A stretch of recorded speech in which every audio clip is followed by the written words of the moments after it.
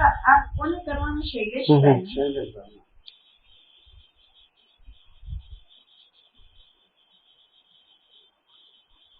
ચાલો હવે તમે રાખો.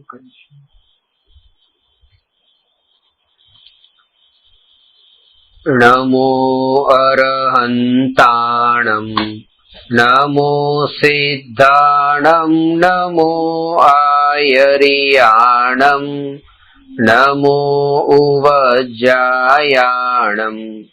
નમો લોયે સવસાહુણમ.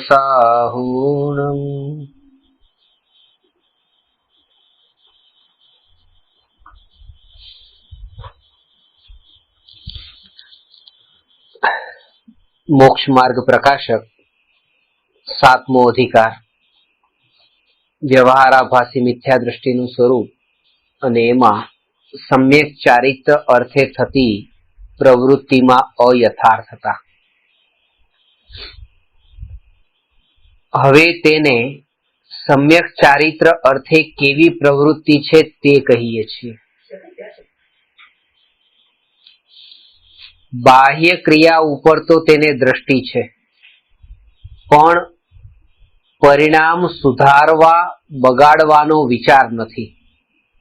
જો પરિણામોનો પણ વિચાર થાય તો જેવો પોતાનો પરિણામ થતો દેખે તેના જ ઉપર દ્રષ્ટિ રહે છે, પરંતુ તે પરિણામોની પરંપરા વિચારતા અભિપ્રાયમાં જે વાસના છે તેને વિચારતો નથી, અને ફળ તો અભિપ્રાયમાં વાસના છે તેનું લાગે છે. તેનું વિશેષ વ્યાખ્યાન આગળ કરીશું, ત્યાં તેનું સ્વરૂપ બરાબર ભાસશે. જ્યારે આ વ્યવહારાભાસી મિથ્યા દ્રષ્ટિ એ વ્યવહારની ક્રિયા કરે છે ત્યારે એની દ્રષ્ટિ કોના પર હોય છે, અને આ વ્યવહારની ક્રિયા કરવાનો એને વિકલ્પ પણ આવ્યો છે. કોના કારણે આવ્યો છે? ત્રિકાળી ધ્રુવ આત્માના લક્ષ્ય તો આ વિકલ્પ આવ્યો નથી. આ વિકલ્પ એને એવા લક્ષ્ય આવ્યો છે કે આ પાપના જે ભાવ છે એનું ફળ મારે નરક નિગોદમાં ભોગવવું પડશે, અને આ બીજા જીવો એ પાપ કરે છે એ પાપથી રોકાયા નથી, અને મારે હવે આ પાપથી રોકાઈ જવું છે, બચી જવું છે, એટલે એ પાપથી છૂટી જાય છે, ક્રિયાઓ બંધ કરી દે છે પાપની. અને પોતે એ ક્રિયાઓથી છૂટ્યો એટલે પોતે કંઈક પેલા કરતા સારી સ્થિતિમાં આવ્યો એવું લાગે છે. આ બે વાત છે. એક તો એ કે જ્યારે આપણે કોઈ ક્રિયા કરીએ ત્યારે આપણી દ્રષ્ટિ બીજા પર હોય. બીજા પર હોય એટલે કે આજે માનો મેં ઉપવાસ કર્યો અને તમે ઉપવાસ નથી કર્યો એટલે તમારાથી તો હું ચડિયાતો છું. મેં રાત્રિ ભોજન ત્યાગ કર્યો અને તમે નથી કર્યો એટલે તમારાથી હું ચડિયાતો છું. એટલે બરાબરી બીજાની સાથે કરતા હોઈએ છીએ, અને એમાં પોતાને માન કશાય આપણે પોષી લઈએ છીએ, અહમ પોષી લઈએ છીએ કે ભલે અમે એટલો ત્યાગ તો નથી કર્યો, અમે સમ્યક દ્રષ્ટિ નથી થયા, પણ અમે શાસ્ત્રનો સ્વાધ્યાય તો શરૂ કર્યો, અમે આટલું તો કરીએ છીએ. અને તમે તો 2 કલાક જ કરો છો, અમે 4 કલાક કરીએ છીએ. તો કોઈ કહેશે અમે 6 કલાક કરીએ છીએ, તો કોઈ કહેશે હું આખો દિવસ કરું છું. તો એમ કરીને પોતે બીજાની સાથે બરાબરી કરીને માન પોષી લે છે આ ક્રિયાઓમાં. આ નહીં કરો, આમાં દ્રષ્ટિ તમારી પર તરફ ગઈ. બીજા કોઈ કરે છે ને તમે કેટલું કરો છો, એમાં બે પર ને બીજા ઉપર દ્રષ્ટિ ગઈ ને, ત્યાં જ અધર્મ શરૂ થયો. તો શું કરે છે પછી બીજા ક્રમે કે પોતાનો જે ભૂતકાળ હતો ને પોતાનો વર્તમાન કમ્પેરિઝન એની કરો, બીજા સાથે કમ્પેરિઝન નહીં. કે ગઈકાલે હું રાત્રિ ભોજન નતો કરતો ને હવે રાત્રિ ભોજન કરતો હતો ને હવે એને છોડ્યું. પહેલા હું 2 કલાક સ્વાધ્યાય કરતો તો હવે હું 4 કલાક કરું. તો એવી રીતે ભૂતકાળ સાથે પોતાની કમ્પેરિઝન કરો, અને પોતે બેટર થવાનું છે, બીજા કરતા બેટર નથી થવાનું, પણ પોતાના ભૂતકાળ કરતા પોતાનો વર્તમાન બેટર થવો જોઈએ. એ રીતે હવે ચિંતન શરૂ થાય છે. તો બીજી જે વાત છે ને એ પણ ખોટી છે, એ પણ સમજજો, એ પણ ન થવું જોઈએ.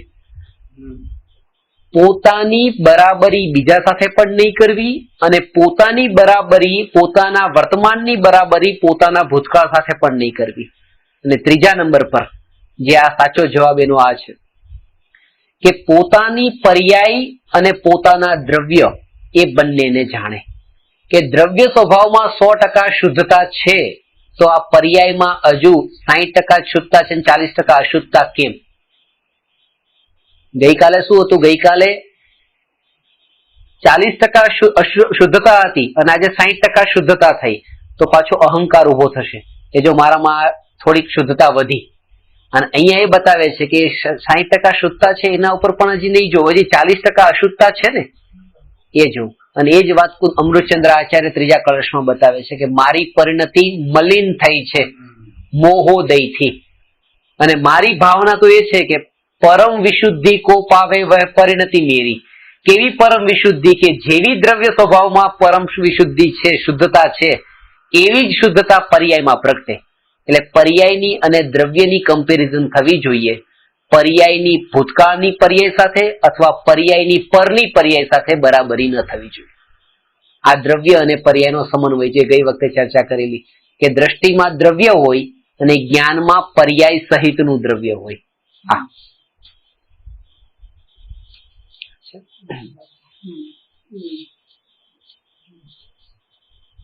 દ્રવ્યમાં એ જ કે દ્રવ્ય સ્વભાવ જે છે, દ્રવ્ય સ્વભાવમાં વિકલ્પ નથી, તો પર્યાયમાં જે વિકલ્પ ઉત્પન્ન થયા છે, ભલે એ વિકલ્પ દયા, દાન, ભક્તિ, વ્રત, તપના શુભ ભાવ ઉત્પન્ન થયા, પણ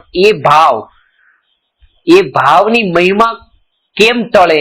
તો આ લક્ષ્ય ટળે કે મારા આત્મામાં જે ભાવ ઉત્પન્ન થયો છે એ ભાવ એટલો મહાન નથી જેટલો હું મહાન છું. કારણ કે આ ભાવ મારાથી મહાન નથી, આ ભાવનો જન્મ છે ને આ ભાવનું મરણ છે, એ ક્ષણિક છે, અને હું જન્મ મરણથી રહિત નિત્ય છું. એટલે એ ભાવની પણ મહિમા એને ટળે, એ ભાવને પણ એટલી પ્રધાનતા ન આપે. આપણે એ ભાવોને એટલી પ્રાયોરિટી આપીએ છીએ. આજે આવા ભાવો આવી ગયા અને આજે તો આવા સારા ભાવ આવ્યા, આજે આવા ભાવ હતા ને હવે આવા. એ ભાવોને મહિમા આપી એટલે જ્ઞાયકની મહિમા નથી, એ ક્ષણિકની મહિમા આવી એટલે નિત્યની મહિમા નથી. જેને નિત્યની મહિમા છે આ ક્ષણિકને પણ ગૌણ જાણે છે, એને પણ પર જાણે છે. જેમ મેં કીધું ને, તમે શું કરો છો મારે શું મતલબ છે, મારે એના ઉપર દ્રષ્ટિ નથી કરવાની. એ જ રીતે આ કશાય ભાવો કેવા થાય છે, મંદ થાય છે કે તીવ્ર થાય છે, શુભ થાય છે કે અશુભ થાય છે, એના ઉપર મારે નથી જોવાનું. ત્રિકાળી ધ્રુવ ઉપર દ્રષ્ટિ થતા આ પણ પર થઈ જાય છે, આ પણ દ્રષ્ટિના વિષયની બહાર નીકળી જાય છે.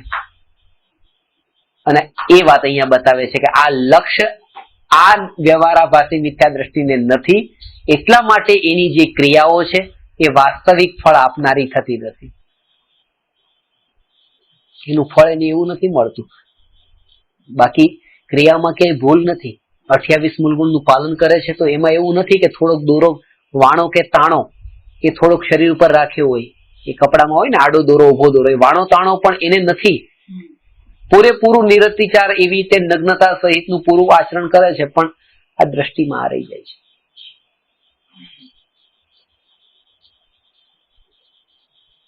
પર તરફ દ્રષ્ટિ કરી અને સ્વ તરફ દ્રષ્ટિ ન કરી, એનો અર્થ એ થયો કે ક્ષણિક ઉપર દ્રષ્ટિ કરી, નિત્ય ઉપર દ્રષ્ટિ ન કરી.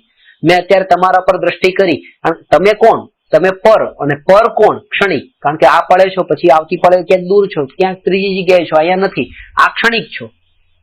જયારે પર ઉપર દ્રષ્ટિ કરીએ છીએ ત્યારે આપણે ક્ષણિક ઉપર દ્રષ્ટિ કરીએ છીએ, અને જયારે પોતા ઉપર દ્રષ્ટિ કરીએ ત્યારે નિત્ય ઉપર દ્રષ્ટિ કરીએ છીએ. અંતર સ્વ અને પરનું નથી, અંતર નિત્ય અને ક્ષણિકનું છે. પર અને સ્વમાં એટલો ભેદ નથી. તમારો જે ત્રિકાળી ધ્રુવ નિત્ય આત્મા છે એ તો નિત્ય જ છે ને. હું એના ઉપર દ્રષ્ટિ કરું પણ એ પણ મારા માટે ક્ષણિક છે, કારણ કે આજે અહીંયા છે પછી કાલે મારી સાથે નથી. એ પણ સંયોગ છે, એ પણ નિત્ય નથી, એ પણ ક્ષણિક છે. ભલે તમારો નિત્ય ત્રિકાળી ધ્રુવ આત્મા હોય તો પણ અહીંયા એ જ વાત બતાવે છે કે બાહ્ય ક્રિયા એ કરે છે પણ એની દ્રષ્ટિમાં આ ત્રિકાળી આત્મા નથી, અને એનું પરિણામ સુધારવા બગાડવાનો વિચાર નથી. જ્યાં પરિણામ બગડ્યો એવું લાગે ત્યાં એ ક્રિયાને પછી ઢીલી છોડી દે, ક્રિયાને ઢીલી છોડી દે. એટલે કે જો આ જેમ કીધું ને કે ચોવિયાર કરવો ને એકાસનું કરવું, પણ ચોવિયાર કરવામાં એ પરિણામમાંનો વધારે વિચલિત થતો તો એકાસનું કરી નાખવું. એ ક્રિયામાં એને બહુ મહત્વ નથી આપતા. પેલા 5 વાગ્યા, 5:30 વાગ્યા, 5:45 વાગ્યા, જલ્દી બન્યું નથી, હવે ક્યારે બને. આ પરિણામો જો મલિન થતા હોય તો આ ક્રિયા કરવા કરતા એકાસનું કરી નાખે, જમવું જ નથી સાંજે. પણ એમ નહીં કે આ મારે ક્રિયા કરવી જ છે, ક્રિયાનો આગ્રહ ન હોય, જોર પરિણામ ઉપર હોય,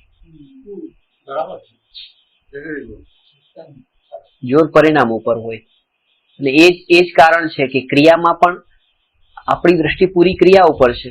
વિકલ્પ, એક મુનિ 1 મહિનાનો નિર્જળ ઉપવાસ કરે અને શ્રાવકના ત્યાં જઈને 1 ચોખાનો દાણો લે અને પાછો 1 મહિનાનો ઉપવાસ કરે, તો કોઈ એને કીધું આ 1 ચોખાનો દાણામાં કઈ પેટ તો એવું કઈ ભરાણું નહીં હોય, આ ન લીધો તો 2 મહિનાનો ઉપવાસ થાત. આ 1 મહિનાના 1+1 એવી રીતે 2 એ ટુકડા ન પડે. સાધુ કહે છે કે આ 1 ચોખાના દાણો જે છે ને, બસ આ કેમ લીધો એનું કારણ છે. 1 મહિના સુધી આહાર ન લીધો, કોઈ વિકલ્પ ન થયો. મહિના પછી વિકલ્પ ઉત્પન્ન થયો, મેં 1 મહિનાથી આહાર નથી લીધો. 1 મહિનાથી આહાર નથી લીધો એ વિકલ્પને ટાળવા આ ક્રિયા તોડી દીધી. આહાર લઈ લીધો પણ વિકલ્પની જાળમાં હવે મારે ફસાવું નથી, એટલા માટે ક્રિયાના ઉપર જોર ન આપીને વિકલ્પોને ટાળવા પર જોર આપ્યું. અને આ બીજો 1 મહિનાનો જે નિર્જળ ઉપવાસ થયો એ પણ આ 1 ચોખાના દાણાનો વિકલ્પ ટળી ગયો ને, આ વિકલ્પને ટાળવા માટે.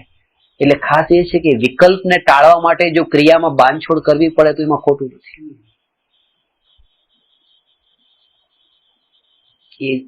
આને ક્રિયાનો આગ્રહ છે. હું ક્રિયા આ કરું એટલે કરું જ, વિકલ્પ ભલે ગમે એટલા થાય.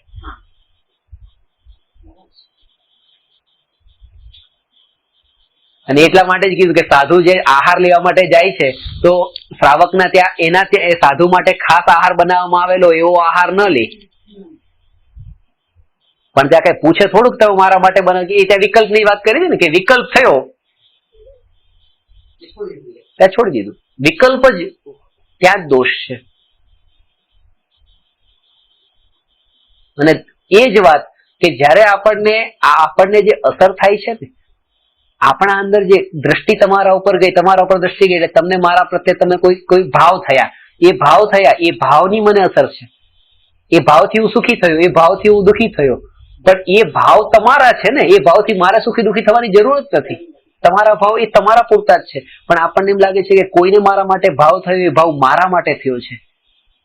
બાવળના કાંટાને જોઈને એમ લાગે છે કે આ કાંટા મને વાગવા માટે છે, એ મારે વાગવા માટે નથી. બાવળનો સ્વભાવ છે, એ એનામાં છે, એ મારા માટે નથી. ને ફૂલ પણ વાવેલા હોય, ઉગેલા હોય, એ મારા માટે નથી. આપણે બધી બાજુને પોતાના પર ઓઢી લઈએ છીએ. આ કાંટા મારા માટે, આ ફૂલ મારા માટે. તમે નિંદાના શબ્દ કીધા, આ મારા માટે. તમે પ્રશંસાના શબ્દ કીધા, મારા માટે. નિંદાના શબ્દ એ તમારો સ્વભાવ છે, પ્રશંસાના શબ્દો એ તમારો સ્વભાવ છે. આ મારા માટે નથી. તમે પર છો. 2 શબ્દ મારા માટે પર છે. મારે એ જોવાની પણ જરૂર નથી કે તમારા શબ્દ કયા છે, કારણ કે એ જોવા જાઉં છું ત્યારે જે જ્ઞાયકની ચિંતનની ધારા એ તૂટી ગઈ. પછી ભલે એનો જ્ઞાતા પણ રહેવા જાઓ કે બસ તમે મને નિંદા કહો તો હું સાંભળી લઈશ, તમે મારી પ્રશંસા કરો તો પણ હું સાંભળી લઈશ, પણ એ સાંભળી લઈશ એ જ્ઞાતા રહેવા ગયો ત્યાં પણ પરમાં ગયો. એટલે કીધું કે સ્વમાં, એ જે સ્વની ચિંતનની ધારામાં જો ટકી રહેવું હોય તો પરનો જ્ઞાતા બનવાની પણ કોશિશ નહીં કરવી. કારણ કે જ્ઞાતા તો જ્ઞાની નથી રહેતા. જ્ઞાની પરના જ્ઞાતા રહે છે, પણ પરના જ્ઞાતા રહેવું એ જ્ઞાનીનું લક્ષ્ય નથી હોતું. એ તો જયારે સ્વભાવની સ્થિરતા ન રહી શકે ત્યારે એ જ્ઞાતા સહજ રહી જાય છે, પણ એ લક્ષ્ય નથી બાંધતા કે મારે બસ જ્ઞાતા દ્રષ્ટા રહેવાનું છે. એવું લક્ષ્ય નથી. લક્ષ્ય તો સ્વભાવનું છે. કારણ કે નહીં તો એવી બુદ્ધિ ઉભી થઈ જાય, આજે વાત કરી ને જ્ઞાતૃત્વ બુદ્ધિ, કે આ પર મારું નથી, હું પરનો કરતા નથી, પરનો હું ભોગતા નથી, પણ પરનો જાણનારો તો છું ને. ત્યાં પાછો પરમાં ગયો. ત્યાં એટલો પણ રસ લઈ લીધો એને પરમાંથી. પર સાથે સંબંધ નથી. એટલે કીધું કે જાણનારો, પોતાને જાણનારો, અને એમાંથી જયારે ઉપયોગ ન સ્થિર રહે, એ ન સ્થિર એટલે નથી જ રહેવાનો. એ વાત પણ સાચી છે, કારણ કે છદ્મસ દશામાં ઉપયોગની સ્થિરતા નહીં રહે એટલે પરમાં જશે. એ નબળાઈ છે, એ લક્ષ્ય નથી એનું બાંધી લેવાનું. આપણો પહેલો પ્રયાસ જ તે જે નબળાઈ હોય છે એ આપણો પહેલો પ્રયાસ હોય છે. એટલે જ્ઞાતા દ્રષ્ટારો. ઘરમાં રહીએ છીએ, સગાવાલા સંબંધીઓમાં રહીએ છીએ, ત્યારે હવે એમાં તો રહેવું પડે તો બધો વ્યવહાર તો કરવો પડે, તો જ્ઞાતા દ્રષ્ટા રહેવાનું નહીં. એ વ્યવહાર કરવો પડે ત્યારે દ્રષ્ટિ જ્ઞાયક ઉપર જ રાખો. એ પહેલું સ્ટેપ એ છે, દ્રષ્ટિ જ્ઞાયક પર રાખો.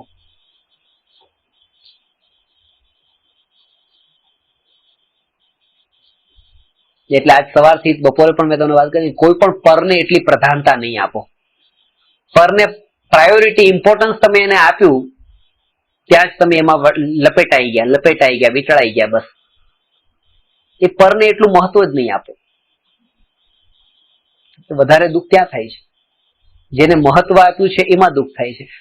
અજાણ્યા વ્યક્તિ આપણને ખરાબ શબ્દ કે એમાં નથી લાગતું, પણ જેને જાણીતા હોય, ઓળખીતા હોય એમાં વધારે દુઃખ થાય છે. પણ સવાલ અજાણ્યાને જાણીતાનો નથી.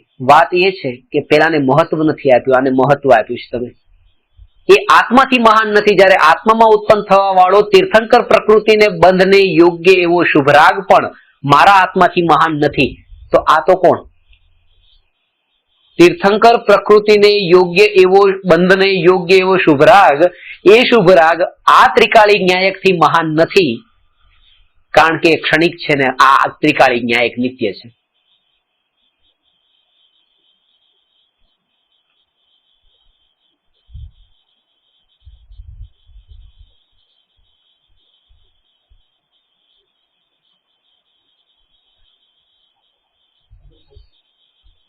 બધા કશાય ભાવો ત્યાં જ ઉભા થયા. જયારે જગતની એ પૂછ્યું કે મુંબઈમાં કેટલા લોકો રહે છે, તમે જવાબ આપ્યો 1.5 કરોડ. પછી ભારતમાં કે 150 કરોડ, દુનિયામાં 750 કરોડ. બધાના એ રીતે જવાબ આપ્યા. જે સમયે અંદરથી એ જવાબ આવે કે આ જગતમાં એક જ છે ત્રિકાળી ન્યાયક, આખા જગતની પોપ્યુલેશન એક એ પ્રતીતિથી જયારે બહાર આવે ને ત્યારે સમજવું કે હવે પરથી છૂટો પડી ગયો. હવે નથી જગતમાં બીજું કોઈ નથી. એ છે પણ એની દ્રષ્ટિમાં નથી, એટલા માટે નથી. પછી એક જ. ત્યાં પછી આ ક્રોધ આવતો નથી, કારણ કે ક્રોધ આવે કોના ઉપર? પેલા આવતો હતો કોઈ બીજા ઉપર, પણ બીજો છે જ નહીં. અભિમાનનો ભાવ આવતો નથી. અભિમાન કરે કોની સામે? કોઈ બીજો હોય તો એની સામે પોતે મોટો બનવા માંગે, પણ કોઈ છે જ નહીં. હું એક જ ન્યાયક. છળ કપટ કોની સાથે કરું? કોઈ બીજો હોય તો એની સાથે છળ કરું ને. અને લોભ કોનો કરું? કારણ કે લોભ, આ વસ્તુ હું લઉં પણ ત્યાં ભય છે કે આ વસ્તુ બીજા પાસે છે, મારી પાસે નથી, તો લાવ મારે પણ જોઈએ. અથવા તો હું એને નહીં લઉં તો એને કોઈ બીજો લઈ લેશે, પણ જગતમાં બીજો કોઈ છે જ નહીં. કશાય ભાવ સહજ ચડી જાય છે.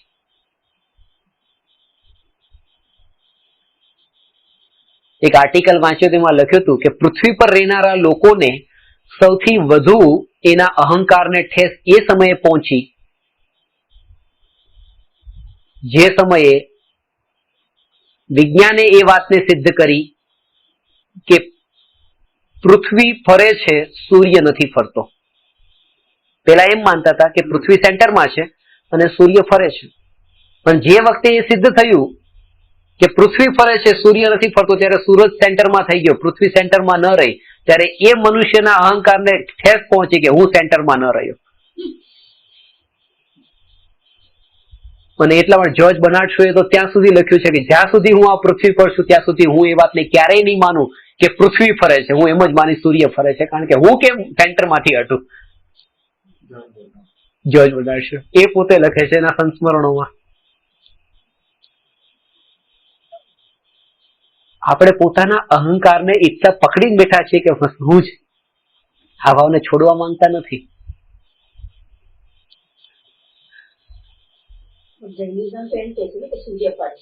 એ વાત અલગ છે. આ તો એ વાત એમાં બતાવી હતી કે માણસનું અહંકાર કેટલું છે. વાત એ છે, બધી વાત બરાબર છે. સૂર્ય પણ ફરે છે, પૃથ્વી પણ ફરે. એ બધામાં નથી પડવું, પણ હું તમને ખાસ એ વાત બતાવું છું કે આપણા માન કશાય આપણા ઊંડાણમાં કેટલા પડ્યા છે. બસ એ વાત સમજવા જેવી છે. એ વાત સમજવા જેવી છે. હમણાં મેં તમને કીધું ને કે બસ કે પોતે આ ઘરના અંદર માલિક છે, એટલે હેડ ઓફ ધ ફેમિલીની ખુરશી પર પોતે બેઠા અને મહેમાન આવ્યા. મહેમાન પણ મોટા માણસ છે, કોઈ એ પણ સાધારણ નથી, પણ એ બાજુની ખુરશી પર બેસી ગયા હતા.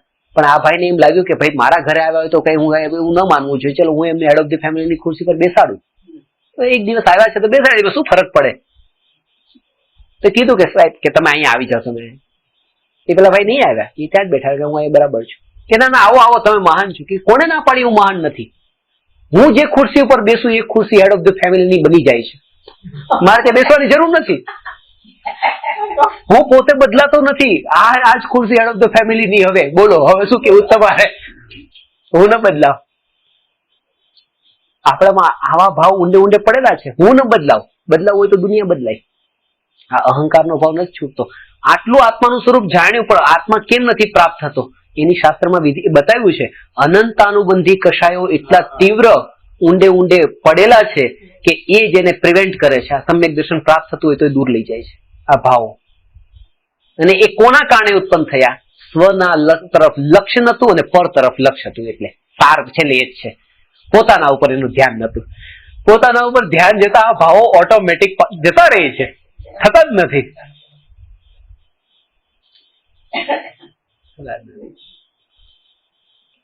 ગઈ વખતે વાત બહુ સરસ વાત હતી કે તમે અત્યારે વાંધો નહીં પાપ કરો છો, કશાય ભાવ તમને થાય છે, પણ એ એટલે જ થાય છે કારણ કે તમારો સંસાર સમુદ્રનો કિનારો હજી દૂર છે એટલે થાય છે. પણ વાય શુડ આઈ થિંક, એ જ વાત કરી ને કે તમારો કિનારો દૂર હોય કે નજીક હોય, હું જ્ઞાયક માંથી બહાર આવ્યો એટલે મારો કિનારો દૂર થઈ ગયો.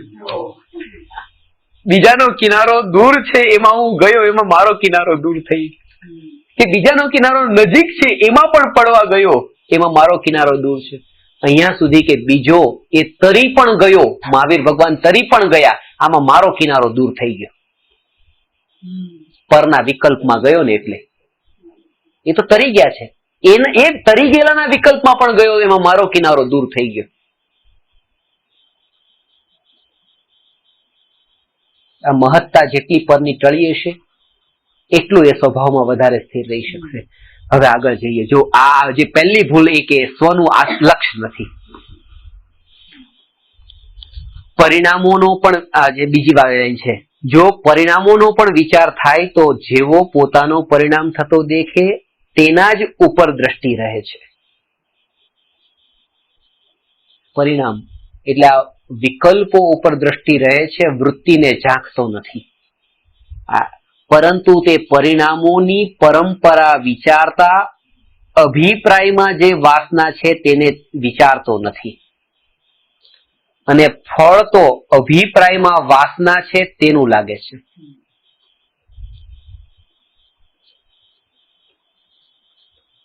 કોઈ એવી મહાન એમ લાગ્યું કે ચલો ધન, વૈભવ, બાહ્ય સંપત્તિ, ઘર, સગાવાલા સંબંધી એને છોડીને દીક્ષા લીધી, તો એમાં એને મહાનતા લાગી. આવું છોડ્યું, આ બધું મેં છોડી દીધું, તો એને મહાનતા લાગી ને છોડનાર. જે વસ્તુ આ વસ્તુ છે, તો આ વસ્તુને જે છોડી, તો છોડવાની જેને મહિમા આવી, એનો મતલબ એ કે વસ્તુની એને મહિમા છે. જેને એ વસ્તુની મહિમા હોય એને જ તે એવી મહિમા આવે કે અરે આવી મહિમા વાળી વસ્તુ મેં છોડી દીધી. એટલે જેને ત્યાગની મહિમા હોય છે એને ભોગની મહિમા છે. અને જ્ઞાની એ છે કે જેને ભોગની પણ મહિમા નથી, ત્યાગની પણ મહિમા નથી. એ ત્યાગોપાદાન શૂન્યત્વ, ત્યાગ પણ જેનામાં નથી, ભોગ પણ જેનામાં નથી, એવા આત્માની મહિમા છે. આ વાત બહુ સૂક્ષ્મ છે.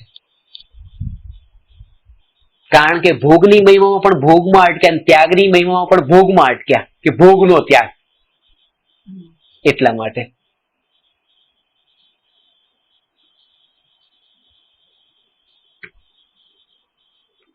વાસના છે તેનું લાગે છે. તેનું વિશેષ વ્યાખ્યાન આગળ કરીશું, ત્યાં તેનું સ્વરૂપ બરાબર ભાસશે. એવી ઓળખાણ વિના તેને માત્ર બાહ્ય આચરણનો જ ઉદ્યમ છે. આ બાહ્ય આચરણ કરે, ક્રિયાકાંડ કરે, ઉલટું એમાં એમ લાગે કે આપણા કરતા તો સારા છે.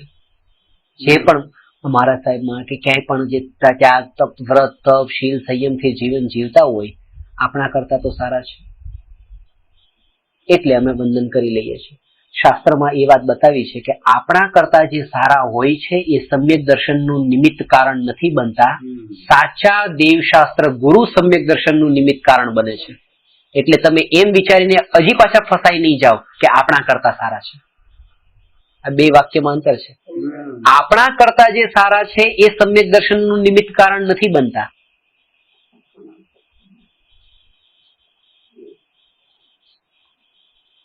પણ વિતરાગી દેવશાસ્ત્ર ગુરુ સમ્યક દર્શનનું નિમિત્ત કારણ બને છે.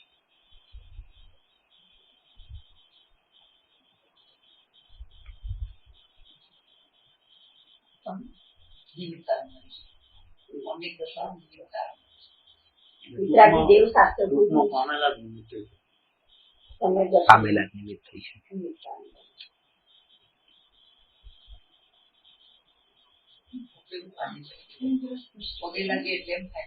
એને સ્પષ્ટ આપણા કરતા સારા સમ્યક દર્શનનું નિમિત્ત નથી. ઓકે આપણા કરતા જે સારા છે તે સમ્યક દર્શનનું નિમિત્ત નથી બનતા. વિતરાગી દેવ શાસ્ત્ર ગુરુ સમ્યક દર્શનનું નિમિત્ત કારણ બને છે. સમ્યક દ્રષ્ટિ હોય એ સમ્યક દર્શનનું નિમિત્ત બની શકે. બરાબર. પંચે સમ્યક પ્રગટેલો દીવો જ ન પ્રગટેલા દીવાને પ્રગટાવી શકે.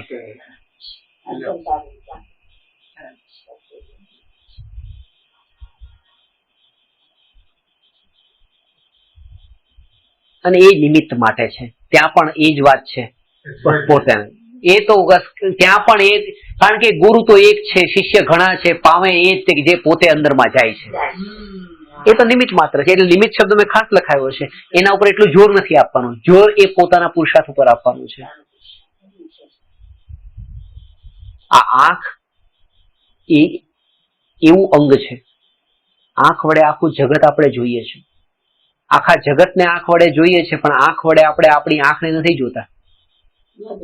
નથી દેખાતી. મારી આંખ કેવી છે નથી દેખાતી. જે આંખ આખા જગતને જોઈ લે છે પોતાને નથી જોતી. એને જોવા માટે દર્પણ જોઈએ, સામે દર્પણ જોઈએ. એ સ્થિતિ છે કે આ આત્મા આખા જગતને તો જાણી લે છે પણ પોતાને નથી જાણતો. અને પોતાને જાણવા માટે એને સદગુરુ રૂપી દર્પણ જોઈએ. હવે ત્યાં એ દર્પણની સામે ગયો, મેં આંખ જોઈ આંખને. પણ ત્યાં એક વાત ખાસ કે દર્પણે તો આંખને જોઈ નથી, આંખે જ આંખને જોઈ છે. દર્પણ તો નિમિત્ત છે. એ જ વાત છે કે એ શિષ્ય છે એ જ આત્માને ઓળખે છે. ગુરુ આત્મા નથી ઓળખાવતા. એ તો ત્યાં દર્પણની જેમ છે. બસ પુરુષાર્થ એ શિષ્યનો જ છે.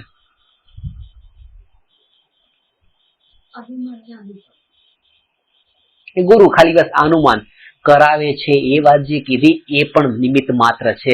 બાકી ગુરુ અનુમાન કરાવે, અનુમાન કરાવતા હોય બીજું કઈ ને શિષ્ય અનુમાન કરે બીજી રીતે. કે મોક્ષમાં અનંત સુખ છે તો એ અનુમાન કરતો હોય અહીંનું અનંત ગણું મલ્ટીપ્લિકેશન એવી રીતે કરે. એ અનુમાન એના ઉપર છે. દરેકના ભાવ, દરેકના પરિણામ પોતાના પર જ છે. પોતાની બાઉન્ડ્રીની બહાર ક્યાંય જતો જ નથી. એ વખતે યોગ એવો હોય, આ ખરેખર તમને એ વાત સમજવા જેવી છે.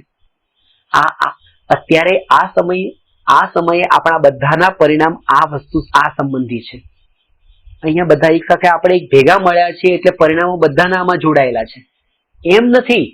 આ આત્માની અનાદિ અનંત ધારા પ્રવાહથી જે પર્યાય છે એ પર્યાયમાં આ સમયે આ પર્યાય હતી એ આ થઈ. આ આત્માની અનાદિ અનંત ધારા પ્રવાહની પર્યાયમાં આ પર્યાય હતી એ થઈ. દરેકની પોતાની જે અનાદિ અનંત ધારા જે કન્ટિન્યુઅસ જે લખાયેલી છે એ આ સમયે આવી છે. અહીંયા આવ્યાના એકબીજાને પરિણામ થયા આમાં ક્યાંય નથી. સ્વતંત્રતા છે. આ વિકલ્પો તો ત્યારે ઉત્પન્ન થયા જયારે પર દ્રષ્ટિ ગઈ. જયારે પોતાના ઉપર દ્રષ્ટિ જાય ત્યારે તો બસ આ પર્યાય પોતાની જ છે. આમાં ક્યાંય પરનો કોઈ હસ્તક્ષેપ નથી.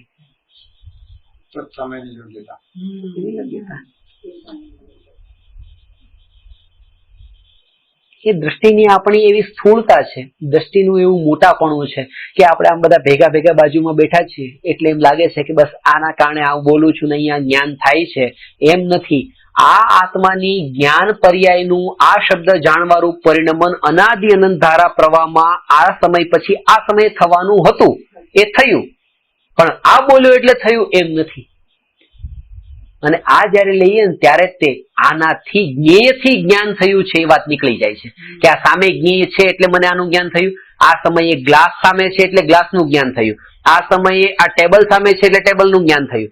આ સમયે ખુરશી સામે છે એટલે ખુરશીનું જ્ઞાન થયું. એમ નથી. આ પહેલા સમયની પર્યાયમાં જ્ઞાન ગ્લાસ આકારે, બીજા સમયની ખુરશી આકારે, ત્રીજા સમયે ટેબલ આકાર, આવી રીતે અલગ અલગ આકારે એનું પરિણમન જે છે એ પોતાનું છે. જયારે એને પોતાનું પરિણમન જ લઈએ છે ત્યારે પછી આનાથી જ્ઞાન થાય છે, નીકળી જાય છે.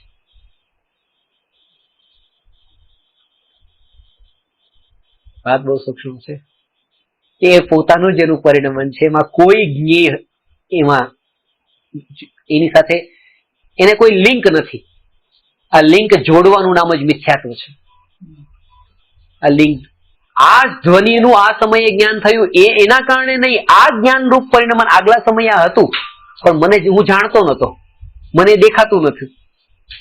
અને આગલા સમયે આ જ્ઞાન રૂપ પરિણમન થયું, એ પરિણમન પણ મને દેખાયું પણ એમાં એની મહત્તા એવી નથી, મહત્તા એની હતી એટલે એ મને જણાયું અને એના કારણે જ્ઞાન થયું એવું લાગ્યું. વાત સમજાણી? સમજાણી ને કે જે જ્ઞેય છે એ જ્ઞેયની મહત્તા હોવાને લીધે જ્ઞાનનું જે પરિણમન છે એની મહત્તા ન હોવાને લીધે એમ લાગે છે કે જ્ઞેયથી જ્ઞાન થાય છે.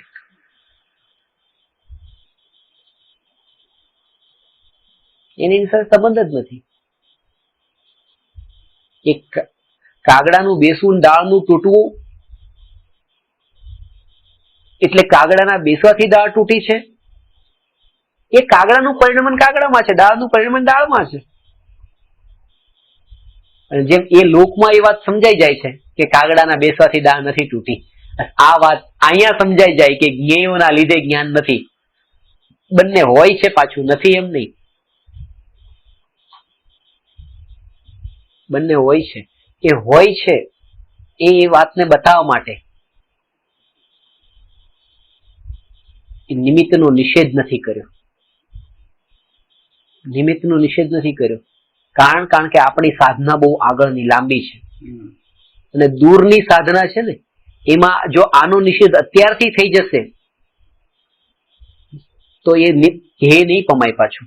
એટલે આ વાતની ખબર હતી, જ્ઞાનીઓને પણ ખબર હતી કે નિમિત્તથી કાર્ય થતું નથી, નિમિત્ત અકર્તા છે, નિમિત્ત અકિંચિત કરશે. તેમ છતાં પણ વ્યવહાર, કોણે વ્યવહાર લખ્યો છે? આ વાત, એ વાત સમજવા જેવી છે. વ્યવહાર કોણે લખ્યો છે? આચાર્યો. અને આચાર્ય કોણ હતા? ભાષા સમિતિના ધારક હતા. અને ભાષા સમિતિ એટલે તોડીને એક એક શબ્દ બોલવો અને લખવો. એ લખનારાએ જયારે વ્યવહાર લખ્યો તો એ વ્યવહાર કઈ કામનો નહીં હોય તો એ લખી દીધો છે. એટલે એ જાણવાનું કે નિમિત્ત છે. પણ કોને લખ્યું? જ્ઞાનીએ લખ્યું ને. જ્ઞાની થઈ ગયા પછી લખ્યું ને. હું પેલા જ્ઞાની થઈ જાવ ને જ્ઞાની થવા માટે મારે આ બધાને છોડવા પડશે, દ્રષ્ટિ હટાવવી પડશે. સમજાણું ને?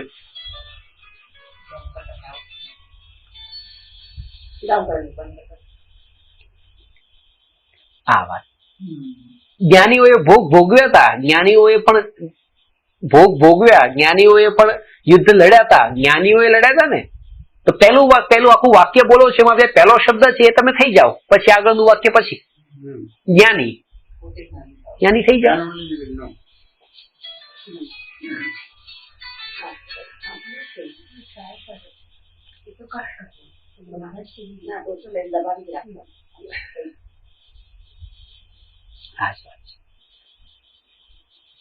એટલે એવી ઓળખાણ વિના તેને માત્ર બાહ્ય આચરણનો જ ઉદ્યમ છે. ત્યાં કોઈ જીવ તો કુળ ક્રમથી વા દેખાદેખી વા ક્રોધ માન માયા લોભાદીથી આચરણ આચરે છે, તેમને તો ધર્મ બુદ્ધિ જ નથી. તો સમ્યક ચારિત્ર ક્યાંથી હોય? એ જીવોમાં કોઈ તો ભોળા છે તથા કોઈ કસાઈ છે. હવે જ્યાં અજ્ઞાન ભાવ અને કસાઈ હોય ત્યાં સમ્યક ચારિત્ર હોતું જ નથી. કોઈ જીવ એવું માને છે કે જાણવામાં શું છે, કંઈક કરશું તો ફળ પ્રાપ્ત થશે, એવું વિચારી તેઓ વ્રત તપાદી ક્રિયાના જ ઉદ્યમી રહે છે, પણ તત્વજ્ઞાનનો ઉપાય કરતા નથી. હવે તત્વજ્ઞાન વિના મહાવ્રતાદિકનું આચરણ પણ મિથ્યા ચારિત્ર નામ જ પામે છે, તથા તત્વજ્ઞાન થતા કાંઈ પણ વ્રતાદિ ન હોય તો પણ તે અસંયત સમ્યક દ્રષ્ટિ નામ પામે છે. માટે પહેલા તત્વજ્ઞાનનો ઉપાય કરવો, પછી કશાય ઘટાડવા અર્થે બાહ્ય સાધન કરવા. શ્રી યોગેન્દ્ર દેવકૃત શ્રાવકાચારમાં પણ કહ્યું છે કે હે જીવ, આ સમ્યક દર્શન ભૂમિ વિના વ્રતરૂપી વૃક્ષ ન થાય.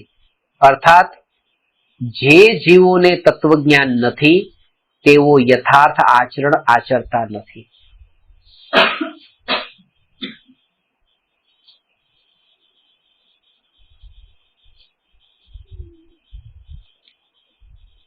શું થાય છે કે જે જીવો આ વ્રતાદિ કરે છે એ જીવો જે વ્રતાદિ નથી કરતા એનાથી તો ભલા છે એમ જાણીએ એ યોગ્ય નથી.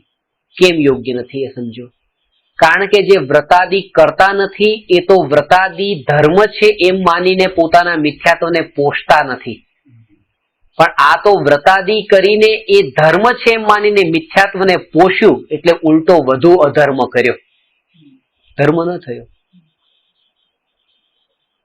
એટલા માટે જે જીવ વ્રતાદિ કરતા નથી એનો આવતો ભવ કે આવતાનો આવતો ભવ કયો હશે એની મને ખબર નથી, પણ જે આત્મજ્ઞાન વિના વ્રતાદિ કરે છે એનો ત્રીજો ભવ મને ખબર છે, એકેન્દ્રીમાં હશે.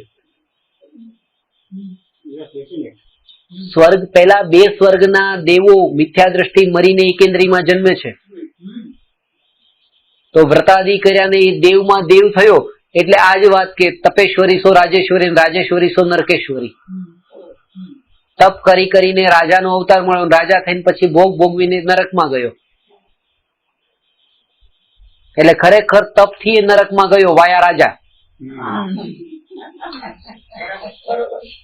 આ આત્મજ્ઞાન વિનાના તપ ક્યાં લઈ જાય છે એ બતાવે છે.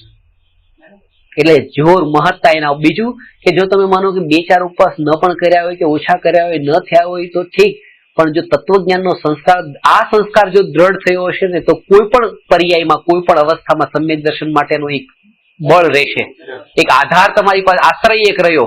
આ ક્રિયા અહીંયા જ રહી ગઈ, ક્રિયાકાંડ અહીંયા રહી ગયા, એ કઈ આશ્રય નહીં તમારામાં એક બળ ઉભું નહીં કરે, એ ભાવો નથી ઉત્પન્ન કરતું.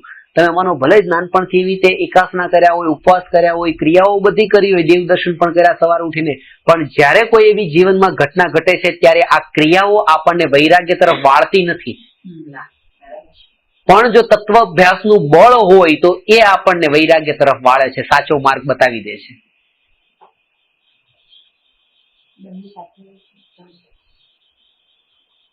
તો સોનામાં શું કહ્યું છે? બંને સાથે હોય તો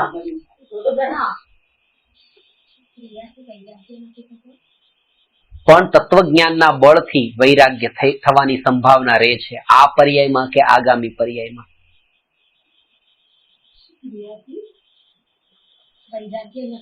અને સંસ્કાર એક એવી જ વસ્તુ છે, સંસ્કાર જયારે છે ને, સંસ્કાર તમે એના ઉપર એક જ વસ્તુ ઉપર લોકમાં પણ જોઈએ ને તો આપણે દુઃખનું કારણ એ જ હોય છે, દ્રષ્ટિ પર તરફ ગઈ ત્યાં જ દુઃખ છે.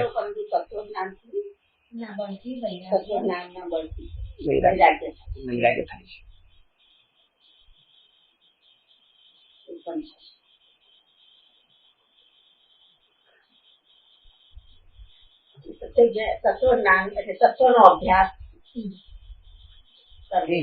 જ્યાં દ્રષ્ટિ પર તરફ ગઈ છે ત્યાં દુઃખ શરૂ થયું. હા, એ પછી પેડા રોડ ઉપર મારા એક સ્ટુડન્ટ છે, એનું ઘર સ્વાધ્યાય કરે, જે જગ્યા પર બેસશે એનો લુક એવો છે, ત્યાંથી તે મુકેશ અંબાણીનું બિલ્ડિંગ દેખાય છે. તો પેલા તો એમના ઘરનો એમ લુક એવો હતો કે એમને એટલું બધું આમ લાગતું હતું, અને હવે એમનું પોતે લુક ચેન્જ કરી, જગ્યા બદલાઈ નાખી. કે હવે આયા બેસે છે કે પેલા આમ લાગતું હતું કે અમે તમને આમ કેમ જો આવા ઘરમાં રહીએ છીએ, પણ હવે એમ લાગે કે આ દિશામાં અમારું કઈ નથી, એટલે કે બીજા રૂમમાં બેસીએ કે હવે ચોખ્ખું નિખારસ સાથે કહી દીધું. આ જ પ્રકરણ ચાલતું હતું કે જો કે પર ઉપર દ્રષ્ટિ જાય ત્યાં આ બધું હતું એનું એ જ છે, અમારું કઈ ઘટ્યું નથી, પણ અમે દુઃખી થઈ ગયા. લોકમાં પણ પર ઉપર દ્રષ્ટિ ગઈ ત્યાં દુઃખ શરૂ થઈ ગયું. શા માટે જોવાનું જ રહી કે દ્રષ્ટિ પોતાનું પ્રયોજન શું છે, બસ પોતાનું પ્રયોજન શું છે, પોતાના પ્રયોજનની સિદ્ધિ કોનાથી થાય છે. બસ એક રસ્તા પર ભિખારી પણ ભીખ માંગતો હોય ને કોઈ એને 1 રૂપિયો આપ્યો, એ અનિલ અંબાણી એના માટે અનિલ અંબાણી નથી, આ રૂપિયો આપવા વાળો અનિલ અંબાણી છે. લક્ષ્ય પોતાનું પ્રયોજન કોનાથી બસ એને કોઈ પર સાથે મતલબ નથી, પર ગમે એટલું ઉત્કૃષ્ટ હોય કોઈ મતલબ નથી, અને મારું પ્રયોજન સ્વથી સિદ્ધ થાય છે એટલા માટે મારે કોઈ પરથી પ્રયોજન નથી. ત્યાં પોતાનું પ્રયોજન જેના થકી સિદ્ધ થાય છે બસ એ સિવાય બધા જ દ્રવ્ય દ્રષ્ટિમાં લાવવા યોગ્ય નથી. પણ દ્રષ્ટિમાં લાવવા યોગ્ય નથી તો એ જ દ્રષ્ટિમાં આવે છે કે શું લાવવા યોગ્ય નથી, એ તો પાછું એ આવશે ને પર. એટલા માટે એને ટાળવાનો ઉપાય શું? કે પર તરફથી દ્રષ્ટિ હટાવવી છે, પણ પર તરફથી દ્રષ્ટિ હટાવવી છે એમાં પછી પર જ આવે છે. એટલે આ શબ્દ પહેલેથી કહેતો આવ્યો પ્રધાનતા, પ્રાયોરિટી. તુચ્છ પણ જાણવાની, નેગ્લેક્ટ કરવાની એવી કોઈ વાત જ નથી, પણ મારાથી કોઈ એનું પ્રયોજન નથી, મારી બાઉન્ડ્રીની બહાર છે, બાઉન્ડ્રીની બહાર છે, એનાથી મને કોઈ લાભ નથી. અને આ ચિંતન, આ બીજું કે ક્રિયા જે છે ને, એ ક્રિયા તમારી 24 કલાક આવી રીતે તમે કરો ન થયો, ચિંતન તમે ધારા રૂપે નિરંતર એ સંસ્કારોમાં વણાઈ જાય. ક્રિયાઓ વણાશે નહીં, આ સંસ્કાર વણાઈ જશે. કે 7મા નરકે સમ્યક દર્શન થાય છે ને, તો આ સંસ્કાર વણાયેલો હતો ને એના બળે થાય છે. આ ક્રિયાકાંડ વણાતા નથી. કારણ કે ક્રિયાકાંડ કોના છે? ક્રિયાકાંડ તમારા છે જ નહીં. એ પૂતગલ છે ને. બેમાં એક સરખી ભૂલ છે, મિથ્યાત્વ એક સરખું છે.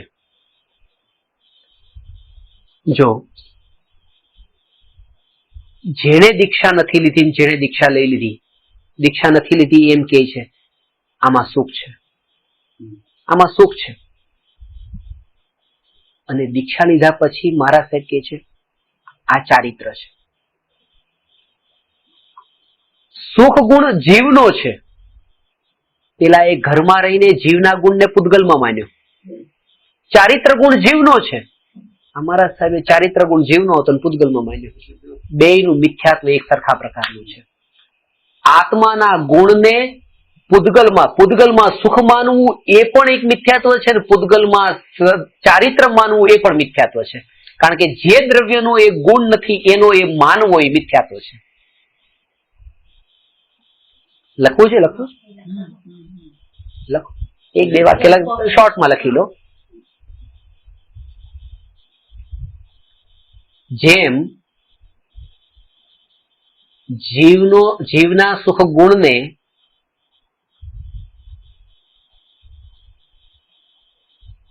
પૂતગલમાં માનવો તે મિથ્યાત્વ છે,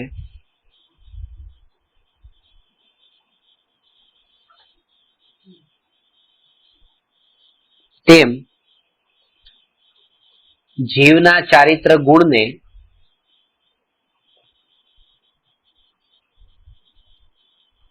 પૂતગલમાં માનવો તે પણ મિથ્યાત્વ છે.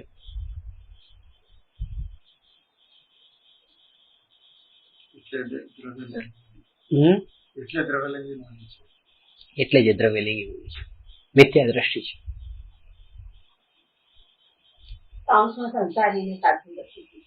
સાધુ નહીં લખો. હું ક્યારે સાધુ શબ્દ નથી વાપરતો. તમે સાંભળ્યું છે ક્યારે સાધુ શબ્દ વાપર્યો છે? હું મહારાજ સાહેબ શબ્દ વાપરું છું. કારણ કે સાધુ કેતા આચાર્ય ઉપાધ્યાય સાધુ એ પદ આવી જાય છે. મહારાજ સાહેબ નું કોઈ પદ નથી હોતું. આપણે તો એ નથી કેવા ને, એટલે ભેદ પડે ખાલી કે આ ભાઈ સાધુ કેતા સાધુ પદ એમાં દૂષિત ન થાય ખાલી. અને લોક ભાષામાં જે આપણે ઓળખીએ છીએ સમજવાનો ભાવ એ સમજી લેવાનો. બીજું કે ત્યાં એ પણ છે કે પોતાનાથી ત્યાગ થઈ રહ્યો છે, પણ જ્યાંથી નથી થતો દ્રષ્ટિ એની એવા તરફ જ જાય છે. તરફ દ્રષ્ટિ ગઈ તરત જ એની આંગળી એના તરફ ચીંધેલી હોય છે. તમે આવા સરસ કપડા પહેરીને બેઠા છો, સીધા નરકમાં જવાનું. સૂટ બૂટ ને ટાઈમાં એમની સામે ગયા એટલે તરત એમ લાગશે કે બસ આ જો. પણ એવો ભાવ નહીં આવે ત્રિકાળી ધ્રુવ ભગવાન આત્મા આ જેવો હું એવો જ આ છે, એ ભાવ નથી આવતો. એટલા માટે થાય છે કે એ ત્યાગ ક્યારેક આત્માને ઉપર લઈ જવા કરતા ક્યારેક નીચે નાખવા વાળો બની જાય છે. ક્યારેક પેલાનો ભાવ એવો એટલો કશાય વાળો ન હોય.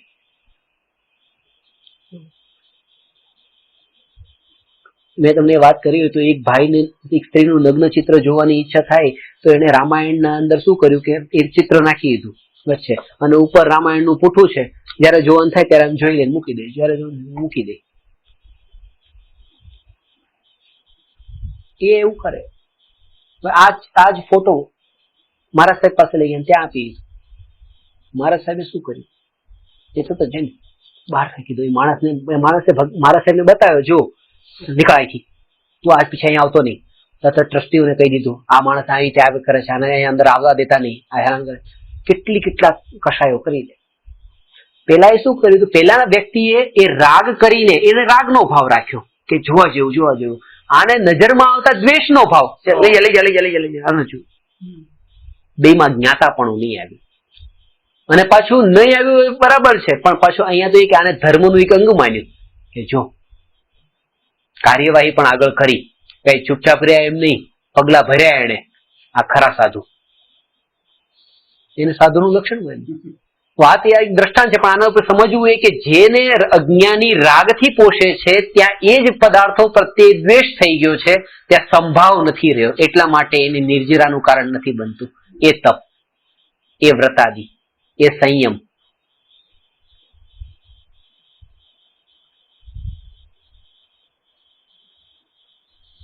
પેલાનું રોજનું રૂટીન હશે, એને એટલો ફરક નહીં પડતો હોય. કોઈ સૂટ બૂટ ને ટાઈ પહેરીને રોજ નીકળતો એનું રોજનું હોય, એને આ નથી એટલો ફરક ન પડતો, એની અસર ન થતી હોય. ક્યારેક એની અસર બીજાને એટલી વધારે થતી હોય,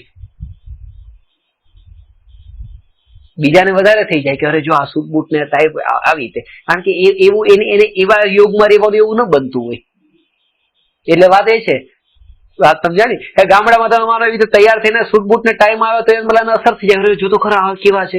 એ જેટલા એને ભાવ થઈ જાય છે એવા ભાવ આને પહેરવા વાળાને પણ ન થતા હોય. આ તો એક દ્રષ્ટાંત. આવી રીતે જે ક્રિયાઓ છે, જે ક્રિયાઓ અજ્ઞાનીને જેટલી અસર નથી કરતી એટલી એ ત્યાગ કરી દીધો, પણ એને વધારે અસર કરી બેસે છે. એટલા માટે કે છે ત્યાગ ન કરવો એમ નહીં, એ કે છે ત્યાગનું પ્રયોજન તમારી દ્રષ્ટિમાંથી નીકળવું ન જોઈએ. પ્રયોજન હતું વિતરાગ ભાવ, અને જો વિતરાગ ભાવ રહે છે તો બરાબર છે. એ જ ખરો ત્યાગ છે.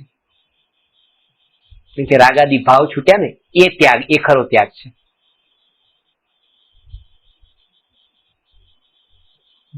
આ નબળાઈ, પોતાના સ્વભાવનું ચિંતન કરતા કરતા નજર ત્યાં ગઈ અને ખબર પડી કે આવા સારા ચમકતા એવા કપડાં પહેરીને બેઠા છે, આવા દાગીના સોનું ચાંદી પહેરીને બેઠા છે, ત્યાં જ તે તરત જ પાછા વળે. એમ નહીં કે આવું જોઈને પાછા વળે, માત્ર પર છે એટલું જાણીને પાછા વળે. સોનું ચાંદી જોઈને પાછા વળે એમ નહીં તો પાછા બીજા ભેદ પડ્યા કે આમાં આ પરમાં તો જોવે ને આ પરમાં ન જોવે. પરમાં ગયો તરત જ પાછો સ્વમાં આવે. સ્વને અભેદ જાણે, પરને અભેદ જાણે, બધું એક જ કેટેગરીમાં. પોતાના અંદર અનંત ગુણો છે અને આખા જગતમાં અનંત દ્રવ્ય છે. વાત સમજો, પોતાનામાં અનંત ગુણો છે, જગતમાં અનંત દ્રવ્ય છે. અનંત ગુણોને અભેદ જાણે એક, અને આ અનંત દ્રવ્યો જગતના એને અભેદ જાણે એક. પોતાને અભેદ, પરને અભેદ, અને સ્વ અને પર વચ્ચે પૂરેપૂરો ભેદ.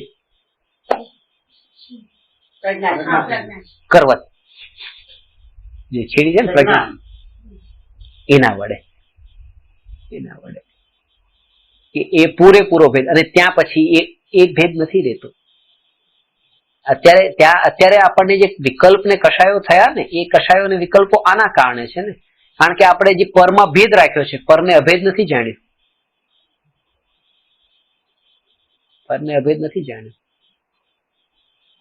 તાજમહેલ ની દિવાલ પડે ને આપણા ઘરમાં એક કોપડી પડે, પરને અભેદ નથી જાણ્યું ને. ભાવોમાં તારતમ્યતા રહી છે, અહીંયા થોડીક વધારે થાય છે, ત્યાં થોડું ઓછું થાય છે. હવે ઘરમાં પણ થયું, એમાં પછી પોતાના બેડરૂમમાં થયું તો હજી થોડું વધારે થાય છે કે આ તો અમારો રૂમ નતો, આ તો બીજાનો છોકરાના રૂમમાં થયું, વાંધો નહીં. એટલું બધું નથી થતું. હા, એમાં મારાપણામાં પણ તારતમ્યતા પડેલી છે. ઘરમાં કોઈ નવું ફર્નિચર, આપણે કોઈ વસ્તુ શોપીસ આવ્યો તો ઘરમાં આવ્યો છે, ઘરમાં હવે ક્યાં રાખવાનો છે એ થઈ ગયું. આ તો મારા રૂમમાં રહેશે, મારા રૂમમાં. પણ ત્યાં હસબન્ડ વાઈફ કે છે કે આ બેડ આસુવાની તારી જગ્યા, આ બાજુ મારી, આ બાજુ કે આ બાજુ, ના આ બાજુ રહેશે. કારણ કે ત્યાં પણ રૂમમાં તો આવી ગયું છે, પણ એમાંય તે આ વિકલ્પો જે છે ને, ભાવો છે ને, આ વિકલ્પોનો બહુ જોર છે. આ એટલા માટે છે કારણ કે હજી પર વચ્ચે ભેદ રાખ્યો છે. આ મારે વાત એ બતાવી છે કે આ પણ પર છે ને આ પણ પર છે, પણ આ પર ને આ પર એમાં એકને તો સ્વ રાખ્યું છે ને એકને પર માન્યું છે. આ બે પર વચ્ચે ભેદ કર્યો એ બહુ મોટી ભૂલ કરી. જીવની બે ભૂલ છે. બે પર વચ્ચે ભેદ કર્યો અને સ્વ પર વચ્ચે ભેદ ન કર્યો.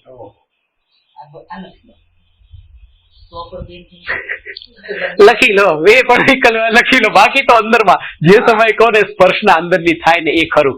આ તો વાંચજો ને અભ્યાસ કરજો, ચિંતન માટે ઉપયોગી બનશે.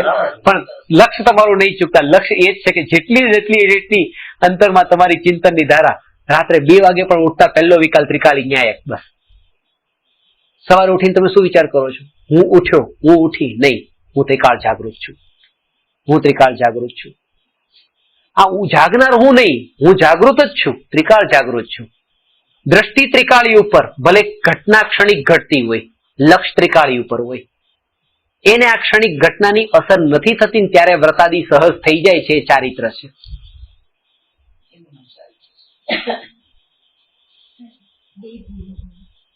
બે ભૂલો, બે ભૂલોમાં બે પરને ભેદ રૂપે જાણ્યું. બંને પર હતા. પરમાં ભેદ કર્યો, પરમાં ભેદ કર્યો અને સ્વ પરમાં ભેદ ન કર્યો.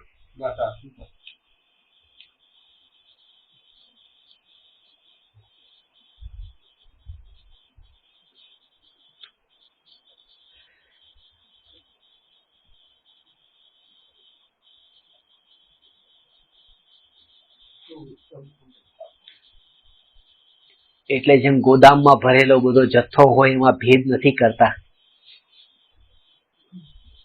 બધું પડ્યું છે, ઢગલો પડ્યો છે. કચરાના ડબ્બામાં જે બધા ડસ્ટબિનમાં બધું પડેલું છે એમાં ભેદ નથી કરતા. આ બધો કચરો છે, એમાં ભેદ પાડવાનો ન હોય. એમાં એ ભેદ પાડવાનો ન હોય કે કયું કાગળ છે ને કયું પ્લાસ્ટિક છે ને બધું નાખ્યું છે અંદર જવાનું કચરો. એમ આ બધાને અભેદ, કારણ કે આ બધાથી મારું કોઈ પ્રયોજન નથી.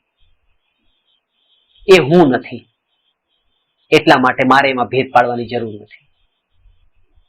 હું નથી. જેટલા ભેદ પરમાં પાડ્યા છે એટલો હું સ્વથી દૂર જતો રહ્યો છું. કે પરમાં જેટલા ભેદ પાડ્યા એટલે કે સ્વમાં જવા માટેનો જે સમય હતો એ ન રહ્યો.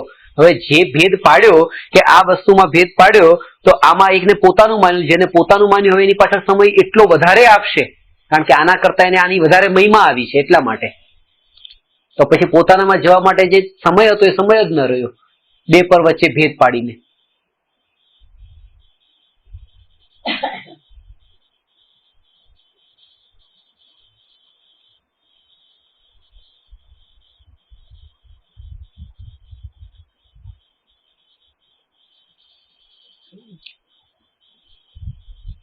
અહીંયા પછી એ દેવ દર્શન ને પૂજા ભક્તિ ને આ બધું પણ એમાંય ભેદ નહીં પાડો.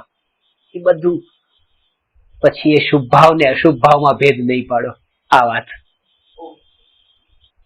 એને ભેદ નહીં પાડો, કારણ કે એ ભેદ પાડ્યો ત્યારે તમે એનો અર્થ છે કે તમે 3 ભેદ પાડ્યા, શુદ્ધ, શુભ અને અશુભ.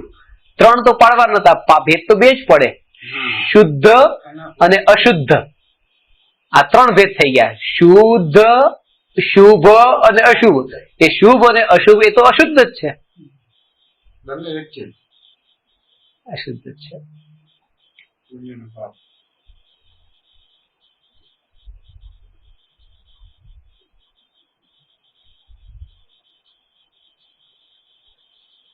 ગાંધીજીએ એમની આત્મકથા લખી છે ને એમાં આ વાત લખી છે.